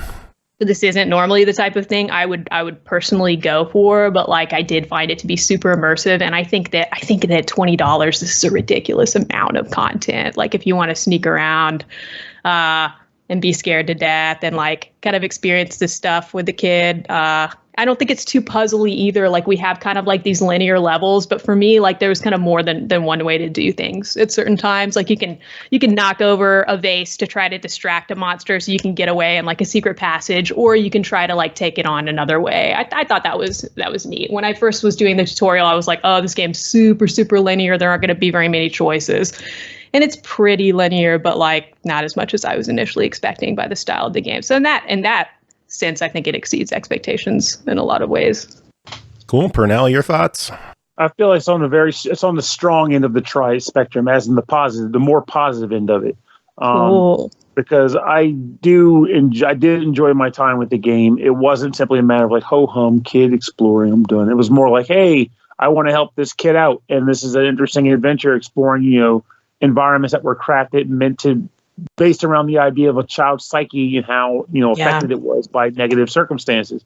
I definitely appreciated these things, but I also know there's a contingent of folks out there that are like, well, I would have liked it more if you could have punched the eyeball monster in the face. Like, well, you can't. Oh yeah, he was a kid, okay, and there's no blood and gore either. So tough to bullies for that too, folks. But as long as you don't care about those things, you're on easy street for an interesting adventure. It's neat. It almost kind of represents the journey the kid is having, where like he's undergone so much psychic trauma that he's in a coma, like he's immobilized. The fact that you kind of can't fight back from the monsters and you can only run and sneak in a lot of ways and levels. Like, I don't know, kind of like if you're into feeling like that powerlessness of being a child and just having to be scared and wait things out and find your way out of it as you grow up. Like, I think what they were trying to do is what they went for too. And like, I'm going to call it a buy it, even though I'm not normally into games that are quite like this. I think that if you're considering buying this game, pull up just a little preview of like what the tutorial looks like in the gameplay on YouTube. Like, I think it's a really beautiful game. It's weird to compare it to a game like Catherine, but it kind of kept reminding me of that. Pernell, have you played that? Oh, you're talking about tower climbing, Catherine? Yeah, and I haven't played that in such a long time. It's been 10 years ago at this point, but like it was just really the way I would first and foremost describe this game is that it's really atmospheric, and it's in the same way that Catherine is kind of got like a little bit of a dark sense of humor, but mostly kind of like just a dark, really immersive, like beautiful, like visually well-crafted world. Like, but thankfully, it's a different form of stress because good God, Catherine is stressful. I can't say that like Catherine was one of my favorite games of all time ever, and like just the gameplay and like what you have to do to get through the levels. But like I'll never forget, like that was I played that before I played any Persona games. So like that was really, for me, like that was my first really big atmospheric game like that really sucked me in and kind of felt like an anime. And although this game doesn't really have anime stuff going on, it's kind of got that, like, if you like that sort of thing, I really think anybody who watched a short video of the gameplay and it appealed to them would get a lot out of this game and a shitload of hours of entertainment out of it, to say the least. Cool. Sounds good to me. Any other thoughts? It's better. I'm glad Pernell and I we didn't really disagree, but I want to like really disagree on a game that I tagged in with Pernell one day. I want to like have it out, dude. We'll find something. This game sucks. I changed my review. It's a terrible game. But Brooke liked the game. Do what you want. Brooke liked it. Ew. Well, Pernell called it a try it. I guess it's a buy it from me is all I'm going to say. Boys have cooties. Deny it. Harsh but fair. Too true. All right, next up is ESCHATOS, developed and published by Qute Corporation, released April 4th on the PS4 for $26.99. Hardcore vertical scrolling shoot 'em up game with fast-paced, exhilarating speed and sci-fi world reminiscent of the 80s. Chris, what's going on in this? Reminiscent of the 80s. What? ESCHATOS kick your balls. ESCHATOS kick your face. ESCHATOS kick the balls into outer space. I had to do it. I just felt it. That's so much better than my review. So $27. What's your verdict? Yeah, I know, right? Okay, so yes, it's time for the shmup block, I guess. At least as far as like my reviews are concerned. So yes, ESCHATOS, we finally have it on the modern systems. Except Xbox. God damn it! Bring it to Xbox. I know, which is funny because it was originally on the Xbox 360. It's so shitty. And in the States, despite being a Japan-only release, it actually is an unregion locked game. So this is a good one for like those folks who like to import those shmups from Japan, especially like the cave shooters and stuff. Funny enough, I actually thought this was a cave shooter for a while, and then like I learned better that it's a whole different company, and it's Qute with a Q. So yeah, this is like that. This is a kind of a bullet hell, vertically scrolling a shoot 'em up, and so. Yeah. Oh, okay, I see. I was saying Joe Correct Carnage there, and I was like, wait, what did I say? And I was like, no, wait, I said it right. I thought you were like, I have a ghost reviewer, don't tell anybody. What should I say? Yeah, next? no, I accidentally read chat. I shouldn't. Satan is talking into Chris's ear right now, telling him what he's supposed to say on the show. Telling me the wrong ways to short the word Japanese. Anyways, so yes, this is a shooter from Qute, and basically the thing about the game is that one has to stall for time when reviewing it because it's so dedicated to being simple and simplistic. There's not a whole lot to say about it. You have two shots on your ship, and you get to choose between two ships. One is red, one is blue. I don't think there's a difference between them. And so you got your stronger, straightforward shot, and then you got your spread shot, which is pretty common. That's pretty standard operating procedure for a shoot 'em up. However, the spread shot is actually only about half of the screen's worth of distance. So you actually can't just spread shot everything in the game. You actually have to get a little closer. And that also has probably my least favorite. Well, no, not my least favorite, but one of among my lesser favorite features in a shmup, and that is the bullet absorbing shield that you have to like pay attention to. That is like extremely short range. That you kind of have to use it to get through certain walls of bullets, and of course it's it's one of those things you absorb enough shots and then it reflects them back and stuff like that. However, that does play into this game a little bit more in the advanced mode than the regular mode. This is very much a shooter that you can just lay on the one of the two different kinds of shots and just get through everything. Of course, it's wave after wave of enemies shooting pretty bullets at you, and then you get to the boss, which is got that. It's the bosses are really gigantic in this game. It's like it changes the camera angle and you're kind of flying around them and stuff. Like there's a UFO that's the first boss where you have to like destroy all the different sections of it as it like passes by, and it's just like really really huge. And of course it's got that spectacle that we all enjoy in the shmup community. I don't know what. I guess it's a community, whatever. So yeah, it's a frenzy of bullets and things like that. The game has a few different options. Of course, this is a vertically scrolling shmup, so it only takes up about 30% of the screen. Just right down the middle. And this is a PS4 game, so it does not have that Tate mode that is so popular on the Switch games. Which this is available on the Switch, and it's been on my wish list since it got announced. So. But yeah, like it's basically got that. The other thing is that like you can set the amount of lives that you have up to 9, but you start off with only 1 credit. This is one of those kind of games that you actually unlock more stuff through gameplay.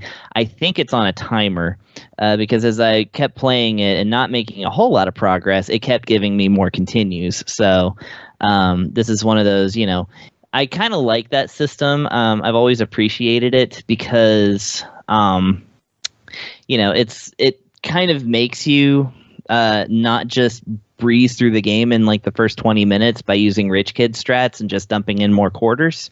But it doesn't lock you out of being able to get to the end by, severely limiting you on lives and continues. So it kind of encourages you to spend more time with the game and get like kind of better at it organically, but also, give you eventually hands you the keys as it goes.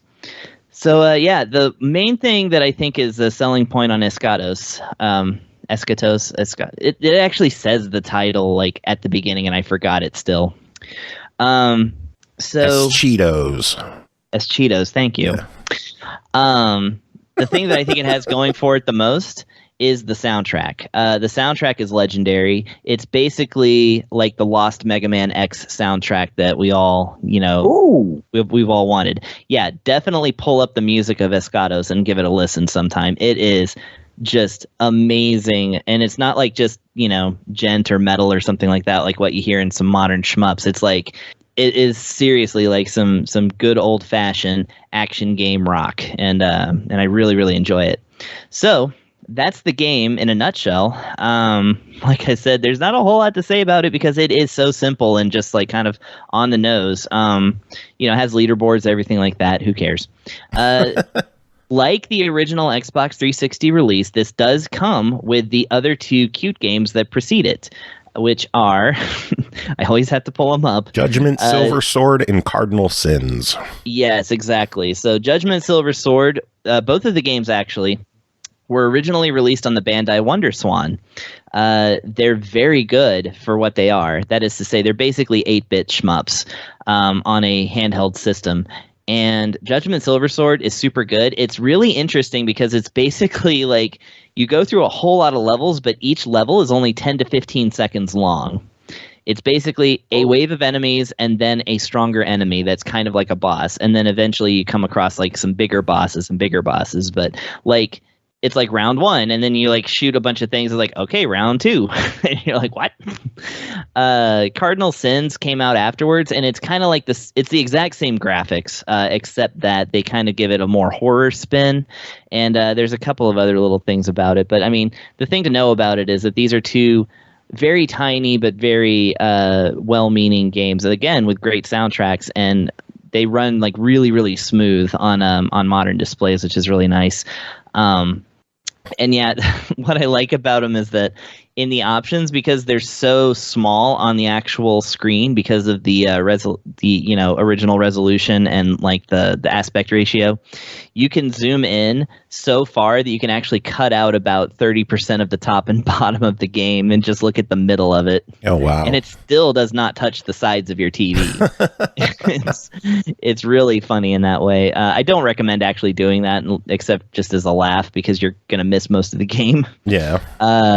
But yeah, no, these are a really fun romp. Definitely like a just another another trophy for the case as far as like great shmups that are finally coming to like modern systems and such, and in the US, except for Xbox, I guess.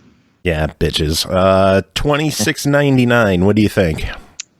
Oh man, well, okay, so if you are a shmup fan, then this is a foregone conclusion. Go ahead and get it. If $26 is your budget for a really rockin' shmup, and you are, let's say you're currently shmupless, honestly, there are better games than this that I would probably recommend before getting into this one, just because of the, like I said, the simplicity and otherwise. So yeah, at 26, it's one of those. It's a definite buy it if you have already checked out all of the other great, like for instance, the cave shooters. You have your Mushihime Sama, Espagaluda. I don't even know how to pronounce it. Espagaluda. Close enough. A spatula. A spatula. Yeah, a spatula. And other things like that. Like as long as you've checked out the other good bullet hells and such, and this is like I said, it's another trophy for the case. It's an excellent game and totally worth every penny. But at the $20 range, there are better. So it's a contender, but I'd shop around if this is like going to be your first one. Better shop around, shop. Ooh yeah, shop around, shop around. Pernell gets worried if he hasn't spoken in long enough that he's a ghost and he doesn't exist anymore, which might be true. Well, he's also constantly playing Elden Ring these days, so he's pretending to pay attention when he does these little songs. He's like, "Oh shit, I gotta let him know I'm still here." Don't tell everybody. It's not like you're gonna get in trouble. True. It is true. But what are you doing? Playing video games? God damn you! God damn it, Pernell. What are you doing, Pernell? Dying repeatedly. I'm certainly not over here playing my Super Nintendo with another tab open watching somebody else play Elden Ring. It's like I bought the game. What are you going to do? Watch someone else play it. That's how I do it. Shoot.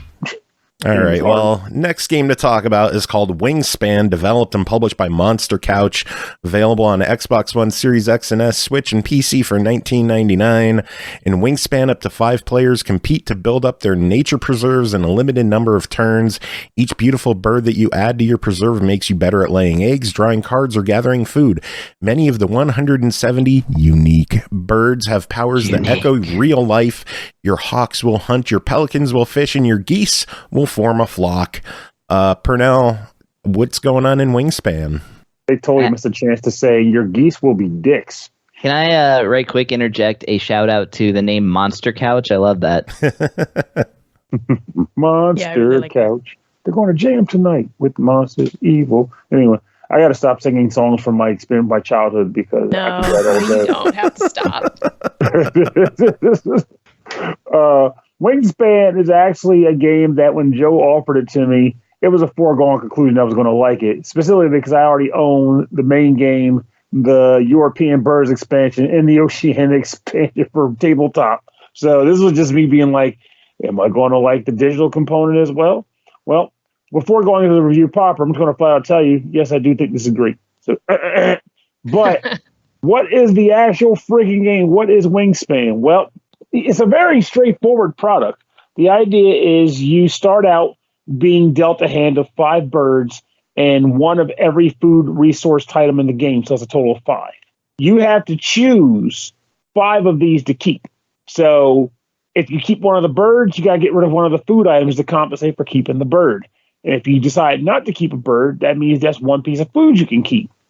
The reason why this is a delicate balance is because on your turn, you have one of 4 actions you can take. You can either place a bird, and to do that on your board, you have to have the required amount of food that they like to eat. So if a bird eats worms, you got to have a worm token, and so on and so forth. And then you can place it in one of the environments that it's allowed to exist in. So you might have a bird that can exist in the grasslands, or a bird that can exist in the plains, or a bird that exists in the forest, or all 3.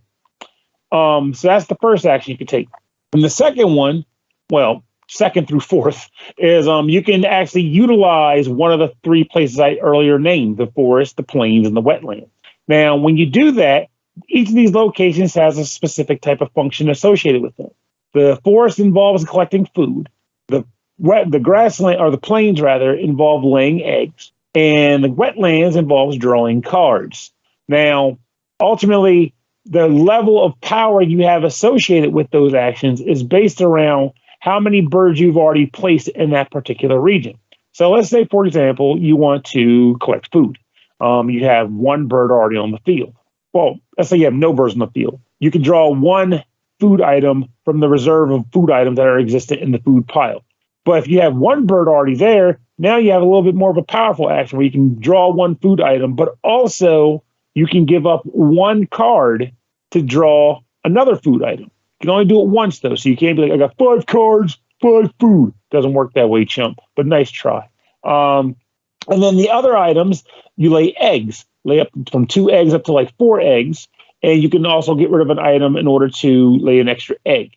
And lastly, for the wetlands, you can draw 1 card and then draw 1 card, but give up an egg to draw a second card, and 2 eggs, and 2 cards, and so forth.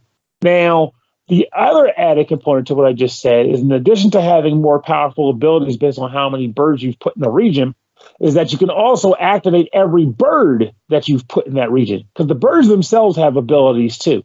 Sometimes the ability is based off of when you place it for the first time. Other times the ability kicks in when you've activated that region of land or region of terrain. And some of these abilities are really good for chaining with each other. So you might have one that says draw like 1 food item, but then this other one might say draw an additional food item that matches one of the food items that the bird that you have on the field eats. Or you might have one that says draw an extra card, but then also place an extra card beneath one of the birds in your terrain, which is a scoring mechanism in the game. I'm rambling like the Dickens in that sense, because a lot of people might be hearing this and going, what the hell is he talking about? I'm not looking at the game board. I don't know what the hell he's talking about. And that's fine. You're not really meant to, but you're meant to kind of get an understanding of the fact that there are a lot of actions and strategies you can employ in this game, despite the fact that you technically only have 4 actions you can take per round or per turn. Now, each round, of which there are 4, has a different number of turns, which is very interesting for a game like this. And that's because the very first round, you have about 8 different actions you can take, or 8 turns of actions you can take. At the end of that round, each individual round has a specific goal that is attributed to that round. And they're unique per game, because you can kind of get shuffled up and kind of thrown out there. Yeah, that's right, baby. And you're ultimately gunning for each of those goals each particular round. You know what they are in advance. So if you see a goal that you can shoot for that's in round 3, but you can start shooting for it in round 1, you can do that. But at the end of each round, that particular round's goal comes into effect. And based on how you place on getting the goal determines how many points you can get for achieving it. Now, the way the game marks what you've done or who's placed where on that round is by taking one of your turn markers and placing it on that board, which means for the subsequent rounds, that's 1 less turn that you get to take for the round. So as the game progresses, you actually get less and less turns, but that's balanced out by the fact that as the game has progressed, you have more things going on in your tableaus of birds activated. So you're like, okay, well, even though I only have 6 turns versus 8 at the beginning of the game, I got some kick-ass birds on the field, so I'm going to maximize every action I get. It's going to be superb. One thing I just like the idea behind this game being the fact that, in my opinion anyway, as simple as it is, there's some nice strategy involved, which makes it a game that's fairly easy to teach other people, but you won't feel like you need something heavier or more complicated to have your share of fun. I can play this game with people who aren't the most familiar with board games as like a beginner's entry to the games. And even after they've gotten into it and they want to move on to heavier things, they still enjoy this game. And that would work for this digital version too. Now, one critique I have that's specific to the digital version, and then I'll also talk about some of the features that it does have that are digital exclusive per se, is the fact that the interface takes some getting used to. I mean, it's not really the game's fault, in my opinion. There's a lot you want to keep track of on this game. You want to look at all the abilities your birds can do. You want to look at the food you have in your inventory. You want to look at the birds that are available to be drafted on the draw cards action. And you only have the switch screen with which to do it. But they did a surprisingly good job of having buttons being utilized to bring up the cards you're holding in your hand or look at the other player's board. And they don't use words to do it. It's all indicated by way of actual imagery on the screen. But I do like that. But it does take getting used to. The game has a tutorial in it. Don't be a brave person. Just freaking use the damn thing. You'll be glad you did, and you'll get more enjoyment out of the game you paid money for. But basically, after that tutorial and maybe 1 round of play, it'll be like second nature to you, and you'll be all about putting those birds out and getting some Squackle Dockle do going on in this game. It's great. Squackle Dockle do. Yeah, damn right. Approved. Approved. Yes, Joe has to approve it now, or he's going to be outvoted. I guess it's approved. Squackle Dockle do. Yeah, I also want to approve as the Dickens that Pernell used earlier. I really enjoyed that. I love that. That comes from having family that was raised in the South. Cool. Yeah, that was classic. Nice.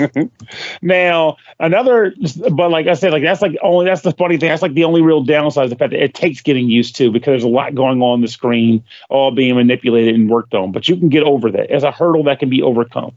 Now, with that said, though, now as far as like unique things for the game that you can't really get on a tabletop is the fact that the tabletop game has an automa feature available to it, which is usually where you draw a card or something, and it does a sequence of actions based on a stack of cards that are on the table or whatever. I like that those things exist in games, but I've never been the biggest fan of them because technically you're still manipulating something to see what happens or whatever. But it's not bad. It's just it could be better. Well, this is a video game, and in the video game, you can just say I'm playing Automa, and you're actually playing with essentially a computerized person using the Automa functionality. And it's kind of fun to work that way because it's just like you're basically playing with a stranger that functions with enough variability that you have to employ a strategy to try to win. I do enjoy that. And you can actually, funny enough, like the game has a voice in it in that every bird card has like a description based on its actual real world counterpart. And when you play a bird on the screen, it actually reads it out of like, this bird loves eating acorns out of a tree trunk's butt or whatever it wants to say. And that's kind of cool. Yeah, I made that up because I don't remember any specific bird facts. Yeah, I just know they have that one up. You couldn't tell. That's what the redwood sapsucker does. So in your face, Joe. It's kind of cool how it does that because even if I don't particularly remember the facts because I have the memory of a gnat, I do like the fact that it's there, and it does feel nice to have the game telling me about these nice birds. I feel like over repeated plays of hearing some of these things, it may even stick with me. So if you're at, I always forget the word for it, but it's not avian in this case. Almost like Oriander or something like that. Whatever. If you're Ori into in the birds, Blind Forest, did you beat Ori yet? By the way. Oh dear God. Cole lives on. From beyond the grave. That's pre-Brooke era. I haven't beat it one damn day. Brooke's like, I have more fucking references I have to learn for this stupid show. That's Dude, right. I'm happy I got a PB, an acronym. Pre-Brooke. I like that. It works for pre-Brooke and post-Brooke. Ooh. Oh, let's not even think about that, though. That's a universe we don't even want to go down. Chris is planning ahead. Doing double. No, He's already planning my demise. No, not your demise. Your promotion. You're going to get a promotion. Ooh. From someone might listen to someone does listen podcast. Oh, nice. Whoa. I really want to hold out SDL. for that Pernell Wrangler promotion. The Pernell Wrangler. Yeah, Pernell and Pernell's Tim. freaking out. What do we do? Quick, get the garbage pail kids out. Ooh, gross. That would be a rough job to have on this show, the Pernell Wrangler. Like, the Pernell's getting loose again. I thought it was some kind of pants endorsement. It'll be a rewarding job. You'd love it. Pernell song lyric documenter. Pernell note taker. I got a bright future. All right, on the 58th minute of the 32nd second, Pernell said the following: me, something with words. He also said that Wingspan is a fantastic video game, as worthy of it should be, being that it's the counterpart to a fantastic board game. If you already have the board game, I would pretty much say this is still something you might want to play in the event that you are a big fan of, being able to play by yourself and not really deal with it all time on the table. It does have multiplayer, both online and physically, up close and personal though. But I feel like at that point, if you already have the game physically, you're not worried about that part. But the online part, you would be. So that's another reason to own it too. If you're like, I want to play the game, but I don't have anybody on hand right now to play with me, get online. You can beat everybody from around the world. It doesn't fucking matter. So there you go. Pick it up for $20 and you could beat Pernell. Well, let's not go nuts. You can try to beat Pernell. You're not going to, but you can try. Sure. Now, only thing I hope for, if they listen to this review, when they check out the content coverage or whatever, I'm asking this question to them directly. Is there plans to put the Oceania expansion on this? Because I know the European Bird show on the store is coming soon, but I didn't see any indication of Oceania being in the works. And that one does make some pretty cool changes to the game that I think people that buy this game will want to ultimately access down the line. So. Yeah, I'm not too sure. I know that they have the seasonal DLC available on the Xbox Marketplace, the seasonal decorative pack. I think the seasonal is it's all like visual type stuff, like backgrounds for the game and stuff. But European Birds adds new birds, which in turn adds new abilities. It adds I can't remember off the top of my head what they do, but it adds the teal abilities, which I think actually are more like player powers that invoke, interacting with when other players do things. So that's pretty cool. Well, the seasonal pack just came out in February, so it looks like they are still working on the game on console. So maybe we'll see some of the expansion stuff come in the future. But at $20, what's your verdict on the game? This is a no-brainer buy. Get this bad boy now. Cool. All right, works for me. Next game to talk about is Andro Dunos 2, developed by Picorinne Soft. Maybe. Nah. Developed by Picorinne Soft, published by Just for Games and Pixelheart, released March 24th on the Switch for $19.99.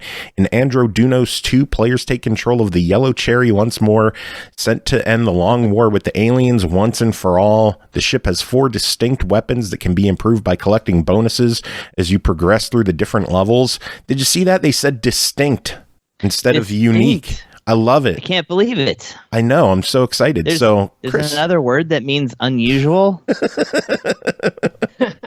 Imagine that. Chris, tell us about Andro Dunos 2. Okay, Andro Dunos 2. I was really excited about this one because I've been following the release of this game on the 3DS. I'm not sure if this is verified, but apparently the physical version of this is like the last title to like go through the rounds of like getting officially a 3DS release. So this is like the final 3DS game in a sense. And we're not talking about the 3DS version, so no, but how is it on matters. the Switch? It matters that's a because cool factoid. I didn't know that. Huh? But it's a cool factoid though, because I didn't know that. Yeah, I didn't know there were still 3DS things coming. I was gonna say I don't know. I saw it on Twitter, so whatever. It might be false. Who cares? I'm just spreading lies here. This is a post-fact society. But the fact is that this game is on Switch, and the thing is though that you will see while you're playing this. This is, by the way, a horizontal shmup. So you might know those from like Beaker Reloaded. Or I can't come up with any other titles. No, just kidding. Like, your Gradius, Darius, whatever. But yeah, you will see like elements of 3DS-ness to it because it was developed for that system. You'll see like enemies appear in the foreground and then they kind of swoop into the actual playing ground. Same with the background. This game is very much built to look really cool in stereoscopic 3D. However, since the Switch does not have that feature, it just is a really good looking game. So yeah, this one, and funny enough, it actually also has sidebars because it is widescreen, but it's not quite wide enough. So they just put a picture of outerspace.jpg to fill out the sides, which is pretty nice. However, yeah, this game basically it harkens back to old school Taito shooters, even though the original Andro Dunos or whatever, Dunos Evil. Anyway, the original Andro Dunos came out in 1992 and was published by SNK for the Neo Geo systems. So this is and I'm looking if you want to get the game on Neo Geo, it's like $1,500. That's pretty typical for Neo Geo. That doesn't even shock me. Yeah. But yeah, so this is a long awaited sequel to a game that nobody knew about back then and can afford now. So there you go. But yeah, this is actually apparently an improvement in pretty much every way. So it's really just kind of what do you call it? Like superficially a sequel. So this is like basically an original game. So yeah. It is if you've played the Darius series or like maybe Gradius 5 or Metal Black or something like that, then you'll recognize some elements of this game. It has it's 2 buttons for controlling as far as like shooting goes. It doesn't have bombs or anything. One button shoots the guns that are on your ship. Believe it or not, there are guns on this ship.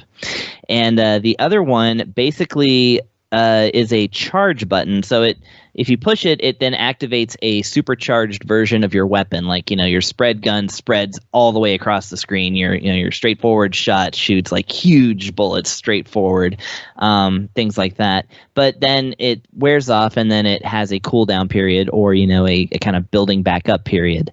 But it is infinite use. It's not like bombs, so it's actually kind of a cool thing to be able to time based on like the size of the enemies and how much bullet power it's going to take them down. Because strategy really is all about this game, this game is really all about strategy. I mean, because the bonus system for this game, basically the way you get extra lives, because you do have limited continues, you can select up to 8 credits. Or is it 9 credits? It's 9 credits, actually. You can select up to 9 credits, and then you have 3 lives per credit, but that's it. There's no infinite credits here. The way you earn extra lives is to collect orbs that you get from doing different things in the level. Sometimes they're just hidden. Sometimes you take down an enemy, like one wave of enemies. Sometimes just a specific enemy. But there actually is a specific number of orbs that are in each level. It's 30. And if you can collect all 30, you get 3 bonus lives at the end of the stage. And it's one hit that kills you, so you're going to need those lives. But, basically, I think it's for every 10 that you collect, you do get an extra life. So it's not that you have to collect all of them. It's just that that's the best way to go. And it gives you something to shoot for, because those orbs are always in consistent places in the levels, which is really cool. So the main feature of this shmup is that the R and L button will actually scroll between 4 different types of weapons. And again, these are all tried and true, shmup, not cliches, but just like the nuts and bolts of like any good side scroller. And that is to say, you've got your straightforward shot that's really fast. You've got your spread shot that goes far and wide. You've got your one shot that goes forward and backwards in a straight line. Not quite as powerful, but it will take out things that are behind you, and things will be behind you. And then you have your really powerful straightforward shot that's at a much slower kind of pace. A blam, blam, blam kind of thing instead of, and each one of these weapons can actually be upgraded through drops from enemies. However, if you get a game over, then they reset. Or no, they actually weaken by 1 level. So it's kind of a balancing act of like trying to get those power-ups and keeping them. But when you pick up a power-up, whichever weapon you have equipped, that's the weapon that gets powered up. So it's all about like not only picking your favorite, but also maybe being like, well, I want to, I'm going to use my spread shot as a main, but I want to do the backward shot later. So I'm going to try and power up the backward shot as I go, all the while trying to collect orbs and stuff. So lots to think about in this game that only uses 2 buttons, which is pretty nice. The levels are super good. The levels are really well designed, very pretty to look at. The enemies are really cool. Like I said, they kind of fall on the Gradius side of things in the sense that like it's, bosses with like a shoot the core kind of, aspect to them. And, some bosses that kind of take over like the whole room, which is kind of cool. But it actually mostly reminded me of my favorite series, which is Darius, because of the whole like you're shooting and dropping missiles at the same time, or sometimes the missiles are like the diagonal shots that come out, which is really cool. In fact, at one point I was like, damn, like all I need is for these ships to be fish and I'm going to be like set. And then no joke, the game then went underwater and I had to shoot fish. So I was like, hell yeah, I am home. So yeah, this was a really impressive like effort, and actually, well, I'll save this for the after, or for the whatever thing. The verdict. But the verdict. Thank you. It's a good awesome. The whatever thing. But yeah, this is a really cool like nice balanced difficulty game. It scales up pretty comfortably, but it does get hard. It's challenging, but it's super simple and yet makes you think. So I'm just like, damn, these guys really, showed everyone else how to do it. Oh, well, $20. What are your thoughts? Give us that verdict. Absolutely a buy it. And in fact, after playing this game on the Switch, I went and actually ordered myself a copy of the game on 3DS too. So I bought it. Nice. And if you want to pick up the physical edition of the game, go to vgnysoft.com. They have it available for the Switch and the 3DS for pre-order. It is $39.99 each platform. Give it a go. Yeah, for sure.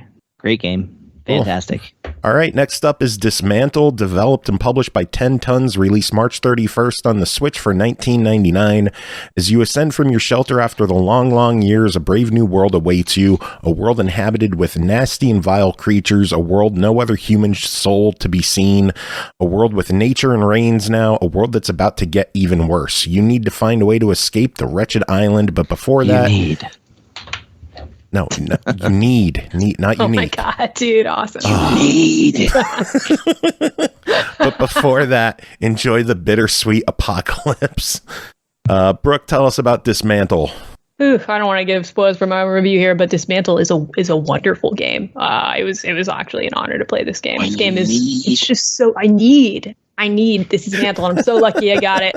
I'm so impressed by this game. Like I started writing my review and I wrote, this is a gamer's game. And then I was like, what are you even talking about? What does that mean? And I don't know exactly what I mean, but like it's addictive, it's engrossing, and it feels like a game. And it's the type of game that like I wouldn't think I'd like, but I look up after 2 hours and I'm like, oh my God, where did the time go? Like, it's just what you want. It's a wonderful game. And not just because they gave me a crowbar and told me I could not only destroy literally everything in the game, but I'm encouraged to.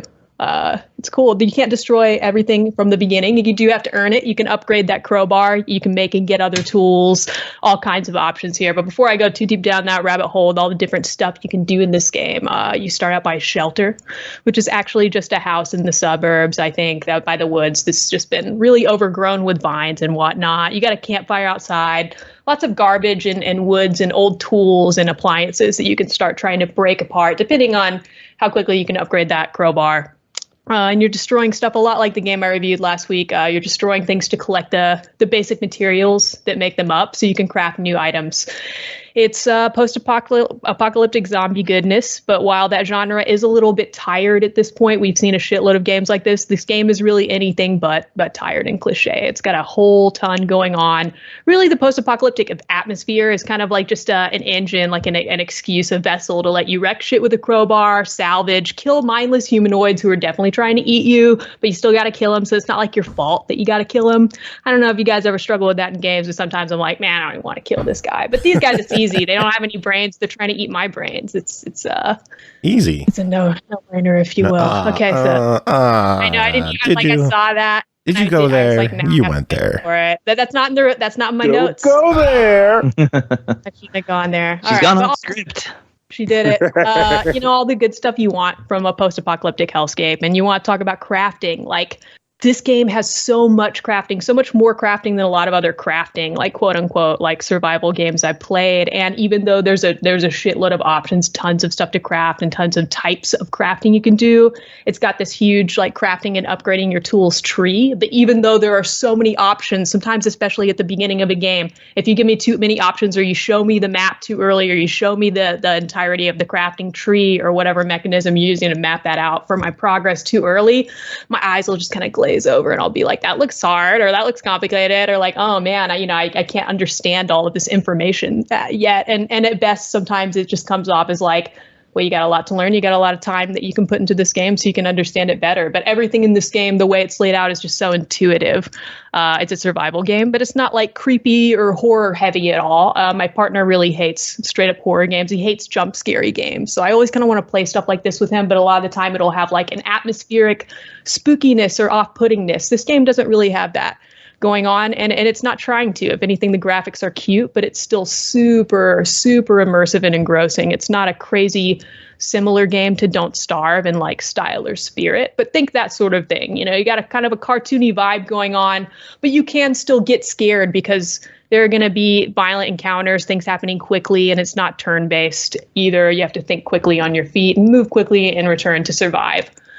As far as just how the game is made itself, like the way it's laid out from the beginning, it's made with so much love, so many considerate choices made on behalf of the gamer playing it. This game opens up and it's time to select your settings. Do you want to use the metric system in this game, or do you want to use whatever it is we call our dumbass system that we use over here? You get to pick either one of those. Do you want your temperature to be Celsius or Fahrenheit? Do you want AM, PM time on the clock? Do you want a 24-hour military type of time for the clock? Or do you want the third option that I can't even remember right now because I'd never heard of that? When I didn't know there was another option for time. I'm going to start you can do multiple saves on this. I'm actually going to restart it after this review, and then I'll kind of like interject in between reviews and be like, oh, here's the third type. Because I'm drawing a blank over here on what they were calling it. But yeah, when a game opens up like this, I don't need all that stuff. Like, I'm not over here in other game reviews being like, they didn't let me pick between AM, PM, or Celsius and Fahrenheit. Like, it's not a negative if I'm not given those choices at the beginning of the game. When a game does give me even one choice like that before the tutorial starts, it does set me up to go, this is going to be a really considerate experience, like, made for me. And the person making this is putting themselves in the shoes of the player. And that type of experience doesn't let up post settings. This is one of the most fun, organic, easy, yet challenging enough to keep you super interested tutorials that I've ever played. It feels really seamless with dumping you into the game post tutorial. I'm not like waiting for the tutorial to be over. I'm not wondering if I should be making sure that I really learn everything before we move on, and then am I going to forget it later? It's really an effortless experience getting into this game. I actually kind of want to compare it to the other game I played for this show this week, In Nightmare, the one that Pernell reviewed. I gave that game a really good rating. I think it's a really great work of art game, but it doesn't have the type of tutorial I'm talking about here. I got really stuck in that tutorial, and I kept having the feeling of like, oh gosh, are you guys going to teach me one more mechanic that we never like use more than once in the incredibly long tutorial? And then later, am I going to be ready to play this game? Like, I'm not even worried about that playing this tutorial. I'm waiting for it to be over. It's just really cool. Other things to love about this game. I know I'm going on and on here. I'm going to try to wrap it up. It's an open world, super exploratory. The map is huge. And I think I may not have even seen all of it at this point. I put some real time into this game. There is some quick combat going on. You can pause it, but like I said earlier, it's not turn-based. But even though this game has nothing in common with Elden Ring, it reminds me a little bit of like Elden Ring. Bring it home. And then that's how we bring reviews home now. We get back to Elden Ring. I kind of want to give myself a personal challenge to compare every game to Elden Ring, but that's a slippery slope. But you know what? I was playing this game a little more this weekend, and I was like, this reminds me of Elden Ring because I've been asking myself, why do I like the fighty encounters? Why do I like the violent encounters in Elden Ring when they are really challenging? And it's because it's meaningful. Like, that's kind of how the conflict in this game feels too when you're doing like your violent melee goodness. Like, it doesn't feel like grindy for the sake of being grindy or challenging for the sake of being challenging. Does that make sense? Like, but it doesn't feel too hard, but it doesn't feel too soft either. And plenty of people are thinking Elden Ring is too hard at some points. And I don't disagree with that for some people, but I think this game, it's just a really, really chill, organic experience that's also like exciting and scary. I can't say enough good things about this game. Oh, well, it's sitting at $20. What are your thoughts? I mean, this is instantly a buy it for me, even when I just loaded up, got through the tutorial. And the more I played of it, the more that I really like. This is exactly the kind of game I want to support for $20. Like, this game it exceeds expectations in every way. Like, I think everyone might enjoy this. I think anybody should give it a shot. I kind of said this earlier, but it's everything you can want in a game. It's addicting, it's engrossing, it's challenging, but it's not too challenging for anyone to call it inaccessible. I do think anyone could learn this game, and I think anyone could enjoy it and finish it if they wanted to. I heard there's local co-op play in this game too. I didn't even know about that until earlier. I haven't tried that yet, but I really want to later tonight try it out. Every tool you make or collect, you can upgrade over and over. The map is huge, but it's also varied. I don't want to do spoilers here, but there's forests, there's cities, there's deserts, there's all kind of stuff to discover here. And crafting isn't just about, can I upgrade my crowbar now? Can I make myself a band-aid because I'm hurt? You've got cooking, you've got fishing, you've got farming. And this game also does a great job of not only making all those things like fun and immersive, but also like not teaching you everything at the very beginning. You unlock cooking later once you craft your own cookware. If I don't want to go on and on about it too much, but like, if you have no life and you're really, really, really bored and you want to do something that's going to take way too much time and have no point, go back and listen to every review I've ever given for a game and count the times that like I have used words like addictive or engrossing, or like how many times I call a game just like actually fun, like a fun game. I always try to be respectful of devs and publishers because I really respect the art of game making, but like, I can't say the majority of games that I play that I feel are this well balanced and engrossing and just a really fun time. Yeah, and I can't recommend it enough. Really had a wonderful time with this game, and I'm going to keep playing it, even though I really want to play Elden Ring when I'm not doing review games. I'm going to keep this one up. Super impressed by this one. So next week we'll be dismantling Elden Ring. Ooh, yeah. Challenges. You said this is 10 tons, right? Yeah. Yeah, they actually made one of my favorite Switch games too. That's like an unexpected one. What is it? King Oddball. I'm actually writing that down. I'm so impressed by this studio right now. Yeah, 10 Tons does a lot of really good stuff. So I 100%ed King Oddball 4 times now. Oh it's my actually God.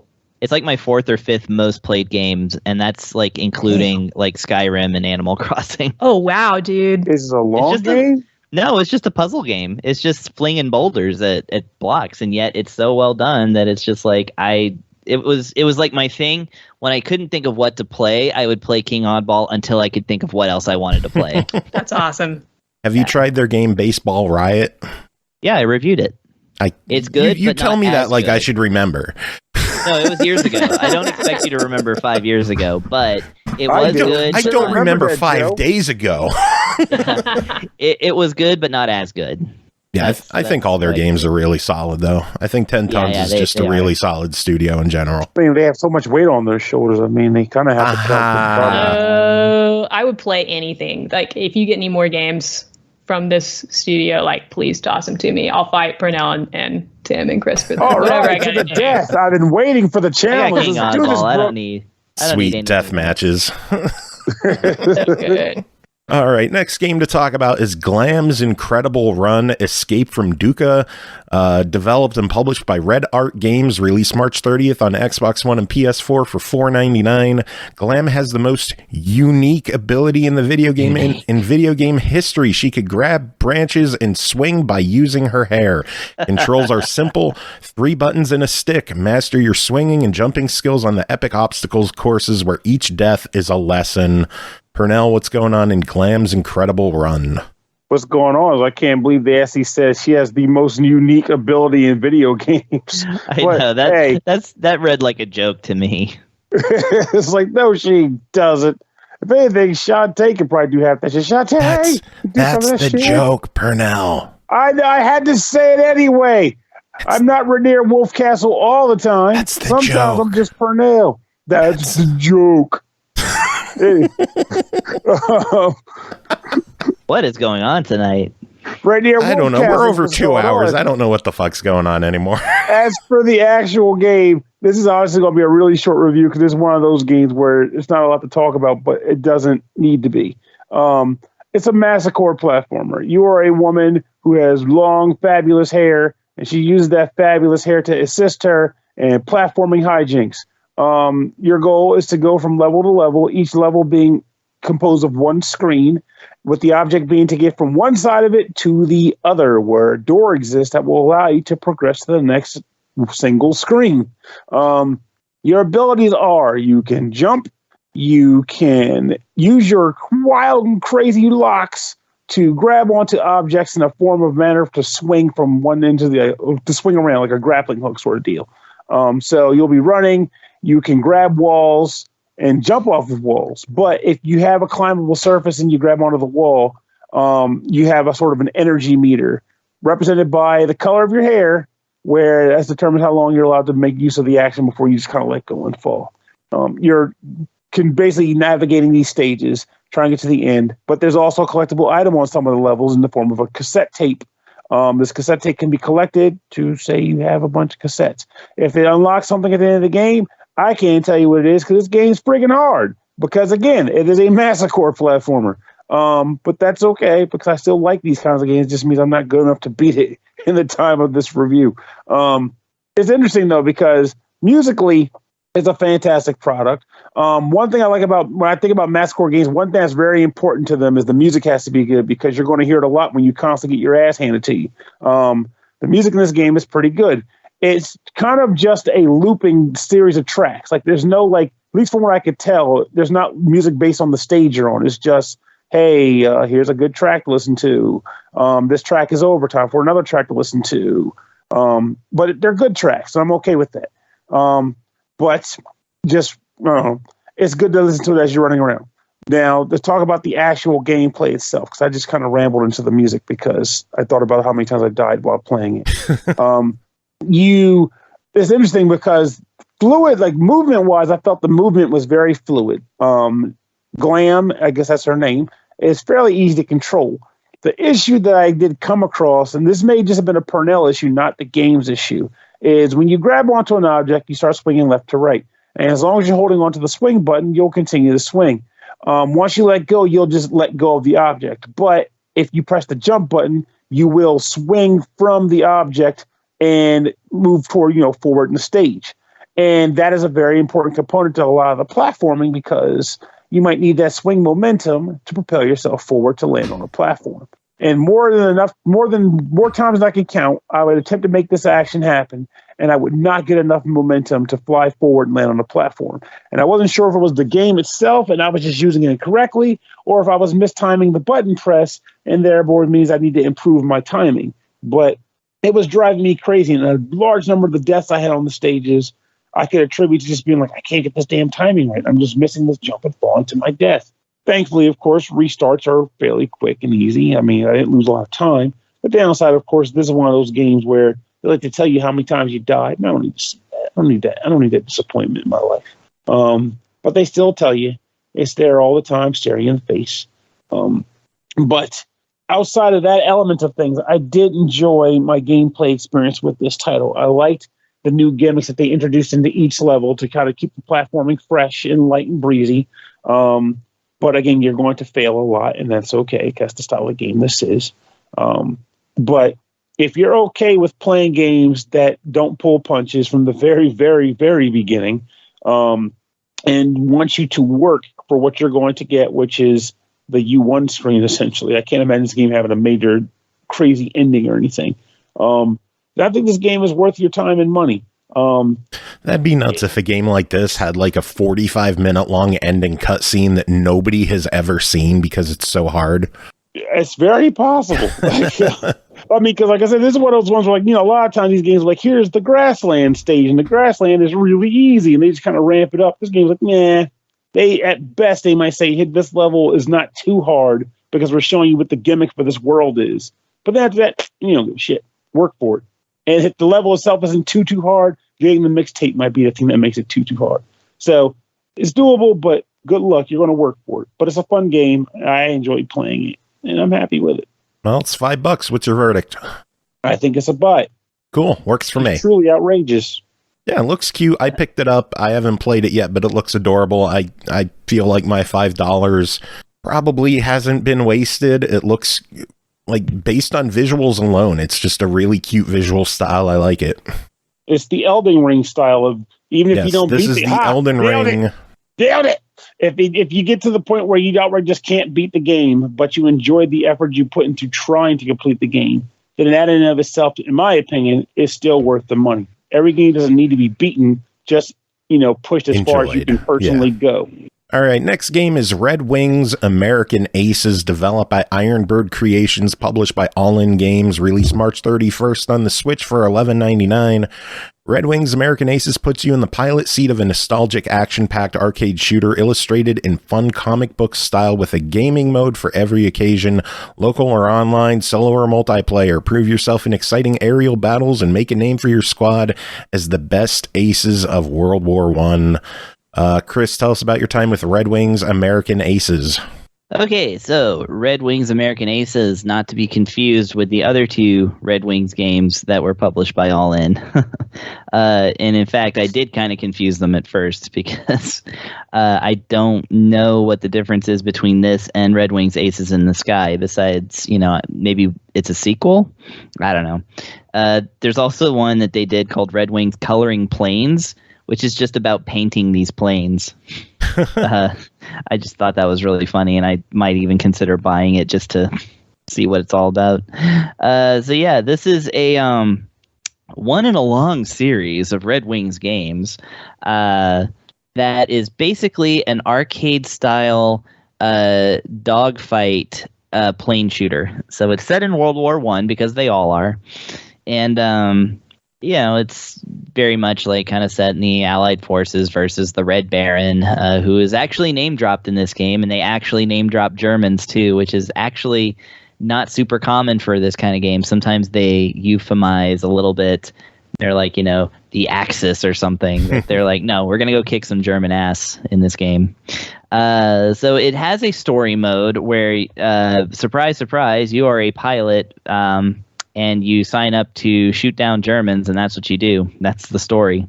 It is split up into 30 missions.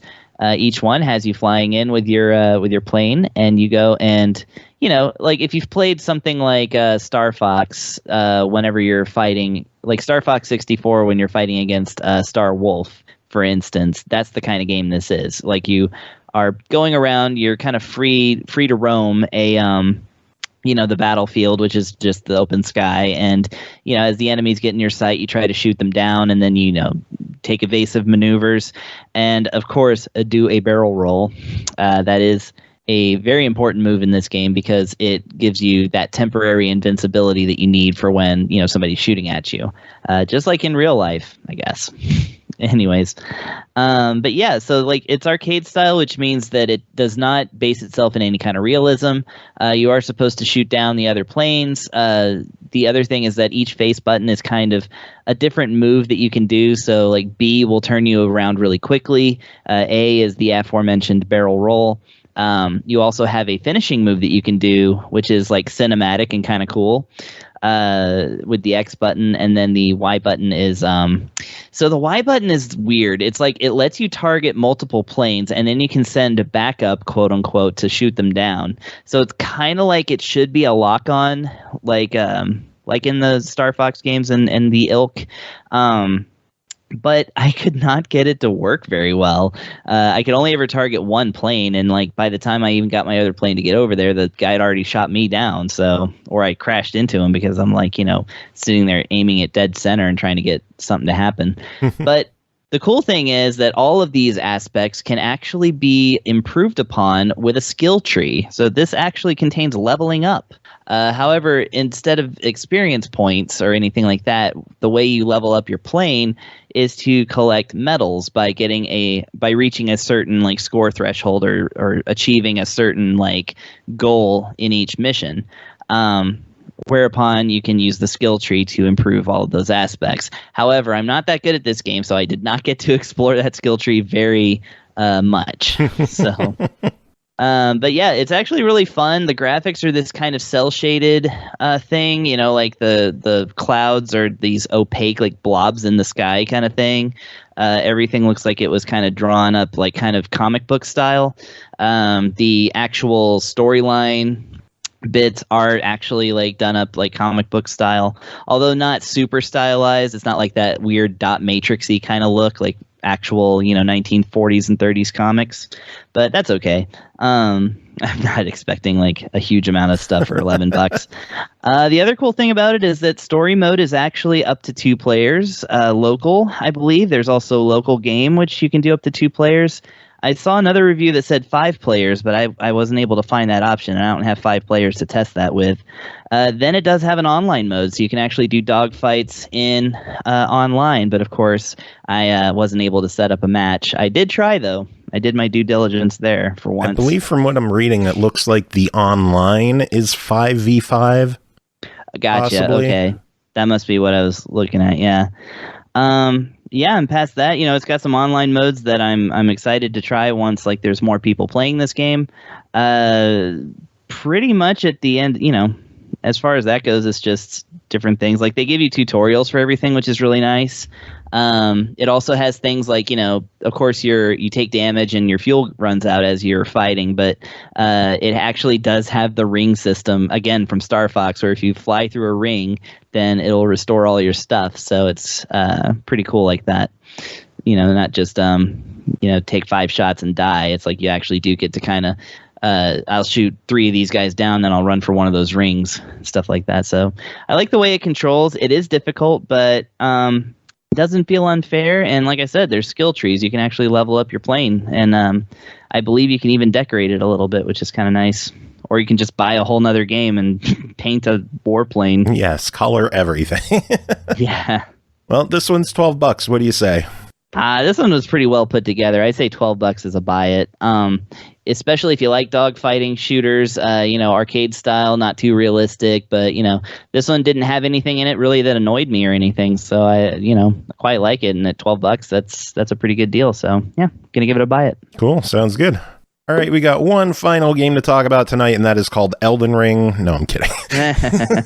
One final game to talk about called Astro Ace, developed and published by Irondales Entertainment, released September 15th on Steam for $2.99. Astro Ace is a retro-styled addictive arcade space shooter from the distant universe. An evil alien fleet is invading the solar system. You will have to ride a powerful spaceship and fight against endless waves of enemies. Pernell, tell us about your time with Astro Ace. You just described it. All right, $3. What do you say? Total buy. Good night, everyone. All jokes aside, though, he did kind of just describe the game. Essentially, you start the game off. Initially, they just kind of say, here you go, get in the game. And you're tasked with just destroying as many enemies as you possibly can and not dying. This is done in the form of you boost having the means to use a button to accelerate, a button to kind of brake/decelerate. And unlike, this is one of those style of games also where movement is based off of propelling and then using left and right to steer your ship. You don't just choose to go up, down, left, or right. You steer your ship in the direction it's going. And then there's a button to fire a gun. And unless there's a button I just didn't realize existed this whole time I was playing the game, that's pretty much it. It's a fun time, though. As you're playing it, enemies are scrolling off the screen from the left or the right side. And when they show up, you want to attempt to hopefully kill them because sometimes they'll just pass through. Other times they'll actually attempt to kill you as well. But regardless of how they actually behave, they're all worth sweet, delicious points. And you want those points because the whole point of the game is to get a high score. Sometimes power-ups will also fly in that when you destroy them and collect them, you might get increased shot power. You might get a different type of gun, like a gun that fires bullets behind you, a spread shot, stuff like that. Now, after you take a number of hits that are equivalent to or greater than, rather, the amount of shield energy your ship has, you will inevitably die. When that happens, the points you've acquired not only go to a sort of high score, but they also will accumulate into the form of a shared experience pool. Every few levels, you will unlock something new. You can unlock new ships, which, and then, by the way, now at this point, you'll be able to select the ship. It's not just the ship they give you at the beginning of the game. You can choose between different ships that each have different stats. You can choose different weapons to start your game out with. Eventually, you gain access to other weapon slots. You can have more than one weapon to choose from. But you'll essentially be just playing the game with the intent being to defeat as many enemies as possible, get a high score, dying, unlocking new stuff, configuring your ship to have a new run, wash, rinse, repeat to see how far you can get and get the highest score possible. And there's nothing wrong with that. I found it to be pretty fun and somehow lightly addictive too. That one more game run, I can do a little better this time. That does exist in this game. I had a lot of fun playing it. So with a $3 price tag, you can get a couple runs in, unlock all the stuff that's possible, unlock and go. I got my fun out of it. So I almost want to call it a fuck it, why not? Because I like saying that and I haven't done that in a while. But this is also a game that I would just say it's okay to buy in its own right. It's a lot of fun and it's a good time. No, you answered my question, so I don't know where to go from here. Well, you can ask me what my favorite food is. All right, $2.99. What's your favorite food? Fried catfish and also buy it. Wow. Works for me. All right, that is it for this episode. Made it through another one. How did I sound this episode? Did I sound okay? To me, yeah, you sounded normal. As it depends. Before we say that, we got to know: was there something you were expecting us to say? Are you checking for something like this? I don't know. My front tooth broke in half, so I have a massive gap in my front teeth. So I didn't know how my would sound. So what you're saying is that all you want for Christmas is your two front teeth? Well, no, I have two of them. I just want the other half of the one back. No, it was just me telling another bad joke based off an old song from my childhood. Yes, I know the song, Pernell. I don't know if you do, Joe. I don't know that you do. I really know the song. I think we need Pernell to sing it. Make sure he knows. Yeah, Pernell, how does it go? Nope. Two front teeth, two front teeth, two front teeth. That's the song of the two front teeth. Two front teeth song. It's the two front teeth song with the front teeth that song. Are in my mouth. What happened to my fucking teeth? Put them back in so I can eat. Teeth. Feed me, baby.